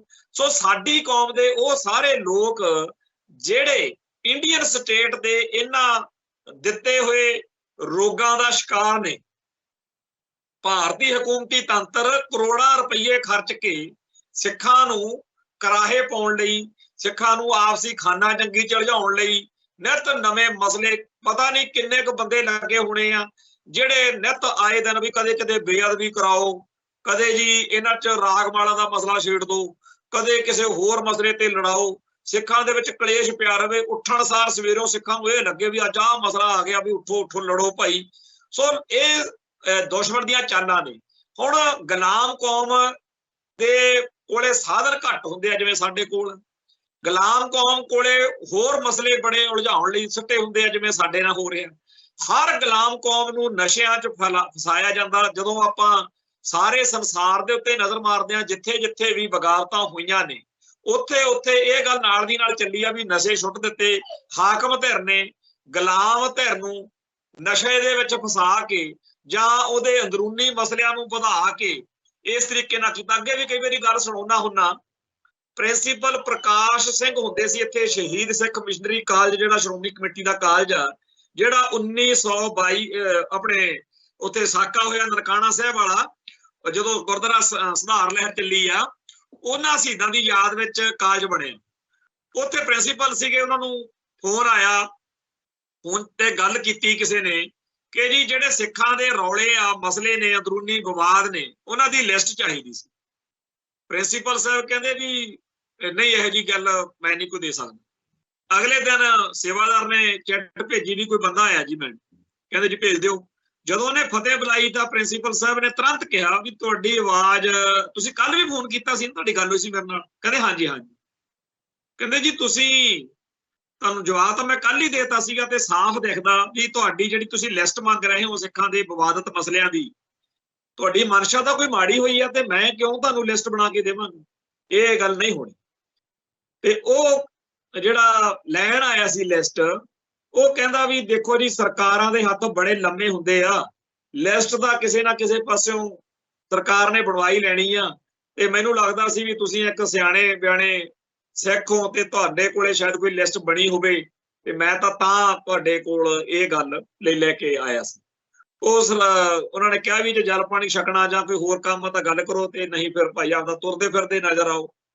ਪਰ ਪ੍ਰਿੰਸੀਪਲ ਪ੍ਰਕਾਸ਼ ਸਿੰਘ ਨੇ ਬਾਅਦ ਵਿੱਚ ਕਈ ਥਾਵਾਂ ਦੇ ਉੱਤੇ ਇਹ ਗੱਲ ਕਰਨੀ ਕਿ ਜਦੋਂ ਤੋਂ ਉਹ ਗੱਲ ਮੇਰੇ ਨਾਲ ਵਾਪਰੀ ਹੈ, ਮੈਂ ਦੇਖ ਰਿਹਾ ਕਿ ਸਾਡੀ ਕੌਮ ਦੇ ਵਿੱਚ ਬਹੁਤ ਸਾਰੇ ਬੰਦੇ ਵਿਵਾਦਤ ਮਸਲਿਆਂ ਵਿੱਚ ਉਲਝੇ ਹੋਏ ਨੇ, ਧਿਰਾਂ ਤੇ ਧੜਿਆਂ ਦਾ ਟਕਰਾਅ ਹੋਇਆ ਤੇ ਅਸੀਂ ਆਪਸ ਵਿੱਚ ਹੀ ਦਿਨੋਂ ਦਿਨ ਉਲਝਦੇ ਜਾ ਰਹੇ। ਇਹ ਗੱਲ ਜਾਂ ਇਹੋ ਜਿਹੀਆਂ ਗੱਲਾਂ ਸਾਡੇ ਕੋਲੇ ਹਜ਼ਾਰਾਂ ਨੇ, ਜਿਨ੍ਹਾਂ ਤੋਂ ਸਾਫ਼ ਪਤਾ ਲੱਗਦਾ ਹੈ ਕਿ ਦਿੱਲੀ ਤੋਂ, ਨਾਗਪੁਰ ਤੋਂ ਏਜੰਸੀਆਂ ਨੇ ਸਾਡੀ ਕੌਮ ਨੂੰ ਕਿਵੇਂ ਆਪਸ ਵਿੱਚ ਹੀ ਪਾਟੋ ਧਾੜ ਕੀਤਾ ਹੋਇਆ। ਹੁਣ ਸਾਨੂੰ ਕਿਹੋ ਜਿਹੇ ਮਸਲਿਆਂ 'ਚ ਉਲਝਾਇਆ ਹੋਇਆ ਬਈ ਲਓ ਜੀ ਤੁਹਾਡਾ ਪਾਣੀ ਲੁੱਟ ਲਿਆ, ਤੁਹਾਡੇ ਪੰਜਾਬੀ ਬੋਲਦੇ ਇਲਾਕੇ, ਤੁਹਾਡਾ ਚੰਡੀਗੜ੍ਹ, ਤੇ ਇਹ ਸਾਰੇ ਕਾਸੇ ਦੇ ਵਿੱਚ ਪੂਰੇ ਮਸਲੇ ਉਲਝਾ ਕੇ ਇੱਕ ਹੋਰ ਖੇਡ ਖੇਡੀ ਜਾਂਦੀ ਹੈ ਵੀ ਸਾਡੇ ਵਿੱਚੋਂ ਸਾਡੇ ਵਰਗੀਆਂ ਸ਼ਕਲਾਂ ਵਾਲੇ ਜਿਹੜੇ ਕਈਆਂ ਨੂੰ ਬੜੇ ਵਧੀਆ ਲੱਗਦੇ ਆ ਸਿੱਖ, ਉਹਨਾਂ ਨੂੰ ਇਹ ਡਿਊਟੀ ਦਿੱਤੀ ਜਾਂਦੀ ਆ ਵੀ ਤੁਹਾਨੂੰ ਅਹੁਦਾ ਦੇਤਾ, ਗੱਡੀ ਦੇਤੀ, ਹੁਣ ਤੁਸੀਂ ਸਿੱਖਾਂ ਨੂੰ ਉੱਲੂ ਬਣਾਓ। ਉਹ ਫਿਰ ਬਹਿ ਜਾਂਦੇ ਆ ਜੀ ਮੈਂ ਹੈਗਾ ਘੱਟ ਗਿਣਤੀ ਕਮਿਸ਼ਨ ਦਾ ਚੇਅਰਮੈਨ, ਗੱਲ ਹੀ ਕੋਈ ਨਹੀਂ ਜੀ, ਮੇਰੇ ਕੋਲੇ ਆਓ। ਅੱਜ ਮੈਂ ਸੁਣ ਰਿਹਾ ਸੀ ਇਕਬਾਲ ਸਿੰਘ ਲਾਲਪੁਰੇ ਦੀ ਇੱਕ ਇੰਟਰਵਿਊ, ਉਹਦੇ ਵਿੱਚ ਉਹ ਫੜਾ ਹੀ ਵੱਡੀਆਂ ਵੱਡੀਆਂ ਮਾਰੇ ਵੀ ਮੋਦੀ ਵਰਗਾ ਬੰਦਾ ਤਾਂ ਧਰਤੀ ਤੇ ਲੱਭਣਾ ਹੀ ਕੋਈ ਨਹੀਂ। ਸਿੱਖ ਤਾਂ ਐਵੇਂ ਉਹ ਤੇ ਸ਼ੱਕ ਕਰੀ ਜਾਂਦੇ ਆ, ਸਿੱਖਾਂ ਨੂੰ ਚਾਹੀਦਾ ਉਹਦੇ ਨਾਲ ਬਣਾ ਕੇ ਰੱਖਣ ਤੇ ਉਹ ਤੋਂ ਸਾਰਾ ਕੁਝ ਲੈ ਲੈਣ। ਉਹ ਫਿਰ ਇਹ ਨੱਥ ਕਢਾਉਣ ਨੂੰ ਤੇ ਉਹ ਫਿਰ ਇਹ ਨੱਕ ਵਢਾਉਣ ਨੂੰ। ਸੱਚਾਈ ਤਾਂ ਇਹ ਆ ਕਿ ਭਾਰਤ ਦਾ, ਸਮੁੱਚੇ ਭਾਰਤ ਦਾ ਸਿਸਟਮ ਆ ਜਿਹੜਾ, ਉਹ ਸਿੱਖੀ ਨੂੰ ਮਲੀਆ ਮੇਟ ਕਰਕੇ ਸਿੱਖਾਂ ਨੂੰ ਕੇਸਾਧਾਰੀ ਹਿੰਦੂ ਬਣਾਉਣ ਲਈ ਤਤਪਰ ਆ। ਤੁਸੀਂ ਇਹ ਸੋਚੋ ਵੀ ਜੇ ਸਿੱਖ ਕੁਛ ਨਾ ਕਰਨ, ਜੇ ਸਿੱਖ ਲੜਨ ਨਾ, ਅੜਨ ਨਾ, ਖੜਨ ਨਾ, ਮਰਨ ਨਾ, ਤਾਂ ਇਹਦਾ ਨਤੀਜਾ ਕੀ ਨਿਕਲੂ? ਜਿਹੜੀ ਆ ਸਟੇਟ ਪਾਲਿਸੀ ਚੱਲ ਰਹੀ ਆ, ਉਹ ਸਟੇਟ ਜਿਹਨੂੰ ਆਜ਼ਾਦ ਸਿੱਖਾਂ ਨੇ ਕਰਾਇਆ, ਉਹ ਸਟੇਟ ਜਿਹਦਾ ਹਿੰਦੂ ਮਤ ਦਾ ਬਹੁਮਤ, ਜਿਹੜੀ ਬਹੁ ਗਿਣਤੀ ਆ, ਉਹਦਾ ਧਰਮ ਹੀ ਨਹੀਂ ਸੀ ਬਚਣਾ। ਨਾ ਬਾਤ ਕਰੂੰ ਅਬ ਕੀ, ਨਾ ਬਾਤ ਕਰੂੰ ਤਬ ਕੀ, ਅਗਰ ਨਾ ਹੋਤੇ ਗੁਰੂ ਗੋਬਿੰਦ ਸਿੰਘ ਤੋਂ ਸੁਨਤ ਹੋਤੀ ਸਭ ਕੀ। ਆ ਜਿਹੜਾ ਸੰਵਿਧਾਨ ਸਿੱਖਾਂ ਦੇ ਗਲ 'ਚ ਉਹਦੇ ਪੰਜਾਲੀ ਪਾਉਣ ਲਈ ਵਰਤਿਆ ਜਾ ਰਿਹਾ। ਇਹ ਸੰਵਿਧਾਨ ਬਣਾਉਣ ਵਾਲੇ, ਇਹ ਸੰਵਿਧਾਨ ਜਿਹੜਾ ਲੋਕਾਂ ਨੂੰ ਇੱਥੇ ਤਿਰੰਗੇ ਦੇ ਧਲਾ ਦਿਖਾਉਂਦਾ, ਜਿਹੜਾ ਸੰਵਿਧਾਨ ਕਦੇ ਬਾਬਰੀ ਮਸਜਿਦ ਢਵਾਉਣ ਲਈ, ਕਦੇ ਸਿੱਖਾਂ ਦੇ, ਕਦੇ ਹਿੰਦੂਆਂ ਦੇ, ਕਦੇ ਸਿੱਖਾਂ ਦੇ, ਕਦੇ ਮੁਸਲਮਾਨਾਂ ਦੇ, ਕਦੇ ਦਲਿਤਾਂ ਦੇ, ਕਦੇ ਈਸਾਈਆਂ ਦੇ ਘਾਣ ਕਰਵਾਉਣ ਲਈ, ਕਦੇ ਸਿੱਖਾਂ ਦਾ ਅਕਾਲ ਤਖਤ ਢਵਾਉਣ ਲਈ ਖੁੱਲ੍ਹਾ ਦਿੰਦਾ, ਜਿਹੜਾ ਭਾਰਤ ਦੀਆਂ ਘੱਟ ਗਿਣਤੀਆਂ ਦਾ ਘਾਣ, ਇਹ ਸਾਰਾ ਸੰਵਿਧਾਨ ਜਿਹੜਾ ਹੈ ਇਹ ਬਣਾਉਣ ਵਾਲਾ ਮਾਹੌਲ ਬਣਿਆ ਤਾਂ ਹੀ ਹੈ ਨਾ। ਜੇ 1947 ਚ ਗੋਰੇ ਗਏ ਤੇ ਗੋਰੇ ਗਾਂਧੀ ਦੇ ਚਰਖੇ ਨੇ ਥੋੜੀ ਭਜਾਤੇ, ਨਹਿਰੂ ਦੀਆਂ ਤਕਰੀਰਾਂ ਨੇ ਥੋੜੀ ਤੋਰਤੇ। ਉਹ ਜਿਹੜਾ ਪੰਜਾਬ ਨੇ ਗਹਿ ਕੱਢਵੀਆਂ ਕੁਰਬਾਨੀਆਂ ਕੀਤੀਆਂ, ਜਿਹੜੀਆਂ ਸਿੱਖਾਂ ਨੇ ਸੀਸ ਤਲੀ ਤੇ ਧਰ ਕੇ ਲੜਾਈ ਲੜੀ, ਉਹ ਇੱਕ ਮਾਹੌਲ ਬਣਿਆ ਜਿਹਦੇ ਵਿੱਚੋਂ ਗੋਰਿਆਂ ਨੂੰ ਇੱਥੋਂ ਜਾਣਾ ਪਿਆ। ਉਪਰੰਤ ਇਹ ਸਿਸਟਮ ਤੇ ਇਹ ਭਾਰਤ ਤੇ ਇਹ ਹਿੰਦੂ ਇੰਡੀਆ ਜਿਹੜਾ ਹੈ ਅੱਜ ਬਹੁਤ ਬੇਕਿਰਕੀ ਨਾਲ ਜ਼ਬਰ ਤੇ ਜ਼ੁਲਮ ਤੇ ਸ਼ੋਸ਼ਣ ਦੇ ਰਾਹ ਪਿਆ ਹੋਇਆ। ਤੇ ਅਗਲੇ ਕਹਿੰਦੇ ਅਸੀਂ ਹਿੰਦੂ ਰਾਸ਼ਟਰ ਬਣਾਉਣਾ। ਇੱਥੇ ਓਸ਼ੋ ਦੀ ਤਕਰੀਰ ਘੁੰਮ ਰਹੀ ਆ, ਉਹ ਕਹਿੰਦਾ ਰਾਮ ਰਾਜ ਦੀਆਂ ਗੱਲਾਂ ਕਰਦੇ ਆ, ਕਿਤੇ ਬਣਾ ਨਾ ਬੈਠਿਓ। ਉਹ ਜਦੋਂ ਗੱਲਾਂ ਸੁਣਾਉਂਦਾ ਰਾਮ ਰਾਜ ਦੀਆਂ ਕਿ ਉਦੋਂ ਕੀ ਕੁਝ ਚੱਲਦਾ ਰਿਹਾ, ਤੇ ਇੱਥੇ ਕੀ ਕਰਦੇ ਨੇ ਇਹ ਸੋਸ਼ਲ ਮੀਡੀਆ ਦੇ ਉੱਤੇ ਜੇਕਰ ਕੋਈ ਲਿਖਦਾ ਕਿ ਰਾਮ ਰਾਜ ਵਿੱਚ ਆਹ ਹੁੰਦਾ ਸੀ ਜਾਂ ਹਿੰਦੂ ਐ ਕਰਦੇ ਆ, ਹਿੰਦੂ ਉਹ ਕਰਦੇ ਆ। ਕੱਲ ਪਰਸੋਂ ਤੋਂ ਜਦੋਂ ਤੋਂ ਰਾਮ ਲੱਲਾ ਵਾਲਾ ਪ੍ਰੋਗਰਾਮ ਹੋ ਕੇ ਹਟਿਆ, ਪੰਜਾਬ ਦੇ ਵਿੱਚੋਂ ਇਹੀ ਖਬਰਾਂ ਮਿਲ ਰਹੀਆਂ ਨੇ ਕਿ ਫਲਾਣੇ ਥਾਂ ਦੇ ਉੱਤੇ ਜੀ ਭੜਕਾਊ ਪੋਸਟ ਲਿਖਣ ਕਰਕੇ ਹਿੰਦੂਆਂ ਨੇ ਪਰਚਾ ਦਰਜ ਕਰਾਤਾ, ਫਲਾਣੇ ਥਾਂ ਤੇ ਪਰਚਾ ਦਰਜ ਕਰਾਤਾ। ਹੁਣ ਜਿੰਨੀਆਂ ਕਿ ਇਹਨਾਂ ਦੀਆਂ ਆਪ ਦੀਆਂ ਲਿਖੀਆਂ ਹੋਈਆਂ ਕਿਤਾਬਾਂ ਇੱਥੇ ਮੇਰੇ ਕੋਲ ਪਈਆਂ ਨੇ, miss guider of Hindu society Tulsidas, Hinduism ਧਰਮ ਜਾਂ ਕਲੰਕ, ਹਿੰਦੂ ਹਾਰ ਤੇ ਕਿਉਂ ਰਹੇ, ਸਰਤਾ ਮੁਕਤਾ ਰੀਪ੍ਰਿੰਟ, ਘੱਟੋ ਘੱਟ ਇੱਥੇ 500 ਤੋਂ ਉੱਪਰ ਕਿਤਾਬਾਂ ਹਿੰਦੂ ਧਰਮ ਨਾਲ ਸੰਬੰਧਿਤ ਪਈਆਂ ਮੇਰੇ ਕੋਲ, ਜਿਨ੍ਹਾਂ ਦੇ ਵਿੱਚ ਇਹਨਾਂ ਦਾ ਆਪ ਦਾ ਹੀ, ਇਹਨਾਂ ਦੇ ਹੀ ਹਿੱਸਿਆਂ ਨੇ ਜਲੂਸ ਕੱਢਿਆ ਹੋਇਆ। ਤੇ ਉਹ ਸਾਰੀਆਂ ਕਿਤਾਬਾਂ ਦੇ ਆਧਾਰ ਦੇ ਉੱਤੇ ਮੇਰੇ ਉੱਤੇ ਤਾਂ ਫਿਰ ਬਹੁਤ ਖਤਰਨਾਕ ਮੁਕੱਦਮੇ ਬਣਵਾ ਸਕਦੇ। ਸੋ ਅਗਲੇ ਇਸ ਮੌਕੇ ਆਪਦੇ ਰਾਜ ਦੀ ਤਾਕਤ ਨੂੰ ਹਰ ਉਸ ਗੱਲ ਨੂੰ ਬੰਦ ਕਰਾਉਣ ਲਈ, ਖਾਮੋਸ਼ ਕਰਾਉਣ ਲਈ ਵਰਤ ਰਹੇ ਆ, ਜਿਹੜਾ ਇਹਨਾਂ ਦਾ ਕੋਝਾ ਗੰਦਾ ਭੈੜਾ ਤੇ ਗੰਦਾ ਪੱਖ ਜਿਹੜਾ ਉਹ ਜਨਤਾ ਦੇ ਸਾਹਮਣੇ, ਸੰਗਤ ਦੇ ਸਾਹਮਣੇ ਲੈ ਕੇ ਆ ਸਕੇ। ਬੜੀ ਵੱਡੀ ਗਿਣਤੀ ਵਿੱਚ ਮੁਕੱਦਮੇ ਦਰਜ ਕਰਵਾਏ ਜਾ ਰਹੇ ਨੇ ਤੇ ਆਉਣ ਵਾਲੇ ਦਿਨਾਂ ਦੇ ਵਿੱਚ ਇਹ ਬਿਮਾਰੀ ਹੋਰ ਵਧੂਗੀ। ਜਿਹੜੀ ਗੱਲ ਆਪਾਂ ਕਰਦੇ ਆ ਉਹ ਇਹ ਹੈ ਕਿ ਇਸ ਮੁਲਕ ਦਾ ਪੂਰਾ ਅਹਿਦ ਕੀਤਾ ਹੋਇਆ ਕਿ ਸਿੱਖੀ ਦਾ ਭੋਗ ਪਾਉਣਾ, ਤੇ ਜੇਕਰ ਸਿੱਖ ਇਸ ਗੱਲ ਦੇ ਮੂਹਰੇ ਅੜਨ ਨਾ, ਖੜਨ ਨਾ, ਲੜਨ ਨਾ, ਤੇ ਜਿਵੇਂ ਬਾਦਲ ਦਲੀਏ ਕਹਿੰਦੇ ਆ ਬਈ ਆਪਾਂ ਤਾਂ ਜੀ ਸੱਤਾ ਹਟਾਉਣੀ, ਜਿਵੇਂ ਕਾਂਗਰਸ ਵਾਲੇ ਕਹਿੰਦੇ ਆ, ਭਾਜਪਾ ਵਾਲੇ ਸਿੱਖ ਕਹਿੰਦੇ ਆ, ਕਾਮਰੇਡ ਸਿੱਖ ਕਹਿੰਦੇ ਆ ਵੀ ਜੀ ਖਾਲਿਸਤਾਨੀ ਤਾਂ ਐਵੇਂ ਪੰਗੇ ਲੈਂਦੇ ਫਿਰਦੇ ਆ, ਇਸ ਮੁਲਕ ਦੇ ਸਿਸਟਮ ਦੇ ਅੰਦਰੋਂ ਹੱਲ ਕਰਨਾ ਚਾਹੀਦਾ। ਜਿਵੇਂ ਲਾਲਪੁਰਾ ਕਹਿੰਦਾ ਵੀ ਮੈਨੂੰ ਦੱਸੋ ਜੀ ਆਪਾਂ ਮੋਦੀ ਤੋਂ ਤੁਹਾਨੂੰ ਹੁਣੇ ਲੈ ਕੇ ਦਿੰਦੇ ਜਿਹੜਾ ਕੁਝ ਚਾਹੀਦਾ। ਪਿੱਛੇ ਜੇ ਇੱਕ ਹੋਰ ਇੰਟਰਵਿਊ ਸੁਣੀ ਮੇਰੀ ਲਾਲਪੁਰੇ ਦੀ, ਉਹਦੇ ਚ ਕਹਿੰਦਾ ਜੀ ਮੈਨੂੰ ਤਾਂ ਕੋਈ ਕਦੇ ਦੇਖਿਆ ਹੀ ਨਹੀਂ ਹੈਗਾ ਵੀ ਸਿੱਖਾਂ ਦਾ ਕੋਈ ਮਸਲਾ ਹੋਵੇ, ਆ ਕੇ ਦੱਸਣ ਤਾਂ ਸਹੀ। ਅੱਜ ਵੀ ਕਹਿੰਦਾ ਉਹ ਮੇਰੇ ਕੋਲ ਕਸ਼ਮੀਰ ਦੇ ਵਿੱਚੋਂ ਫਲਾਣੇ ਥਾਂ ਤੋਂ ਆਏ ਬੰਦੇ ਕਹਿੰਦੇ ਜੀ ਸਾਡਾ ਗੁਰਦੁਆਰੇ ਦਾ ਮਸਲਾ, ਉਹ ਜੀ ਫਿਰ ਮੈਂ ਮਿੰਟੋ ਮਿੰਟੀ ਕਰਾਤਾ। ਉਹ ਭਾਈ ਸਿੱਖਾ, ਇਸ ਮੁਲਕ ਦੇ ਵਿੱਚ 500 ਤੋਂ ਵੱਧ ਗੁਰਦੁਆਰੇ ਆ ਜਿਹੜੇ ਹਿੰਦੂਆਂ ਨੇ, ਬਾਹਮਣਾਂ ਨੇ ਦੱਬੇ ਹੋਏ ਨੇ, ਤੂੰ ਇੱਕ ਉਹਨਾਂ ਤੋਂ ਵਾਪਸ ਮੰਗਾ ਦੇ।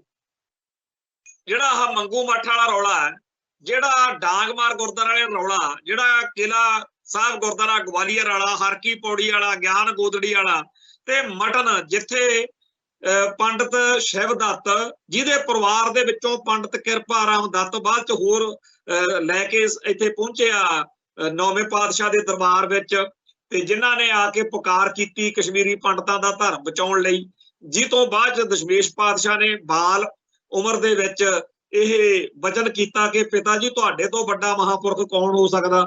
ਸੋ ਜਿਹੜਾ ਪੰਡਤ ਕਿਰਪਾ ਰਾਮ ਦੱਤ ਦਾ ਪਿਛੋਕੜ ਆ ਉਹ ਮਟਨ ਸ਼ਹਿਰ ਦਾ, ਅਨੰਤਨਾਗ ਦੇ ਇਲਾਕੇ ਕਸ਼ਮੀਰ ਦੇ ਵਿੱਚ ਅਸੀਂ ਜਾ ਕੇ ਆਏ ਹਾਂ, ਪਰਿਵਾਰ ਸਮੇਤ ਦਰਸ਼ਨ ਕਰਕੇ ਆਏ ਹਾਂ। ਤੇ ਉੱਥੇ ਕੋਲੇ ਚਿੱਠੀ ਸਿੰਘਪੁਰਾ ਵੀ ਨਾਲ ਹੀ ਆ, ਤੇ ਉੱਥੇ ਇੱਕ ਮੰਦਿਰ ਆ ਸੂਰਜ ਮੰਦਿਰ, ਆ ਜਿਹੜੀ ਇੱਕ ਹੈਦਰ ਨਾਮੀ ਫਿਲਮ ਆਈ ਸੀ ਉਹਦੀ ਉੱਥੇ ਸ਼ੂਟਿੰਗ ਹੋਈ, ਤੇ ਅਸੀਂ ਵੀ ਚਲੇ ਗਏ ਜਦੋਂ ਉਹ ਮੰਦਿਰ ਦੇਖਣ ਵੀ, ਮੰਦਿਰ ਮਾਰਤੰਡ, ਕਿਉਂਕਿ ਭਾਈ ਵੀਰ ਸਿੰਘ ਦੀ ਇੱਕ ਕਵਿਤਾ ਬੜੀ ਮਸ਼ਹੂਰ ਸੀਗੀ, ਮੰਦਿਰ ਮਾਰਤੰਡ ਦੇ ਖੰਡਰ, ਵਾਕਈ ਉੱਥੇ ਖੰਡਰ ਪਏ। ਤੇ ਮੈਂ ਹੈਰਾਨ ਇਸ ਗੱਲ ਤੇ ਆ, ਇਹਨਾਂ ਨੂੰ ਆ ਚਾਅ ਚੜਿਆ ਹੋਇਆ ਵੀ ਅਸੀਂ ਸੋਮਨਾਥ ਦਾ ਮੰਦਿਰ ਬਣਾ ਲਿਆ, ਅਸੀਂ ਰਾਮ ਮੰਦਿਰ ਬਣਾ ਲਿਆ, ਤੇ ਉੱਥੇ ਬਹੁਤ ਵੱਡੀ ਗਿਣਤੀ ਵਿੱਚ ਅੱਜ ਵੀ ਪਤਾ ਨਹੀਂ ਕਿਹੜੀਆਂ ਸਦੀਆਂ ਤੋਂ ਇਹਨਾਂ ਦੇ ਤੋੜਿਆ ਹੋਇਆ ਉਹ ਮੰਦਿਰ, ਜਿਹਦੇ ਉੱਤੇ ਬਹੁਤ ਇਹਨਾਂ ਦੀਆਂ ਪੂਜਨੀਕ ਦੇਵੀ ਦੇਵਤਿਆਂ ਦੀਆਂ ਫੋਟੋ। ਸਾਨੂੰ ਸਗਾ ਤੇ ਔਖਾ ਜਿਹਾ ਲੱਗੇ ਉੱਥੋਂ ਦੀ ਲੰਘਣਾ, ਕਿਉਂਕਿ ਉੱਥੋਂ ਦੀ ਪੈਰ ਧਰ ਕੇ, ਚਾਹੇ ਉਹ ਕਿਸੇ ਵੀ ਧਰਮ ਦੇ, ਸਿੱਖਾਂ ਦਾ ਇਹੋ ਜਿਹਾ ਸੁਭਾਅ ਹੈ ਨਹੀਂਗਾ, ਪਰ ਉਹ ਉੱਥੇ ਭੰਨਿਆ ਤੋੜਿਆ ਮੰਦਿਰ ਪਿਆ। ਤੇ ਉੱਥੇ ਜਿਹੜਾ ਮਟਨ ਆ ਜਦੋਂ ਆਪਾਂ ਜਾਂਦੇ ਆ ਤਾਂ ਦੇਖ ਕੇ ਆਪਦੇ ਆਪ ਉੱਤੇ ਸ਼ਰਮ ਆਉਂਦੀ ਆ।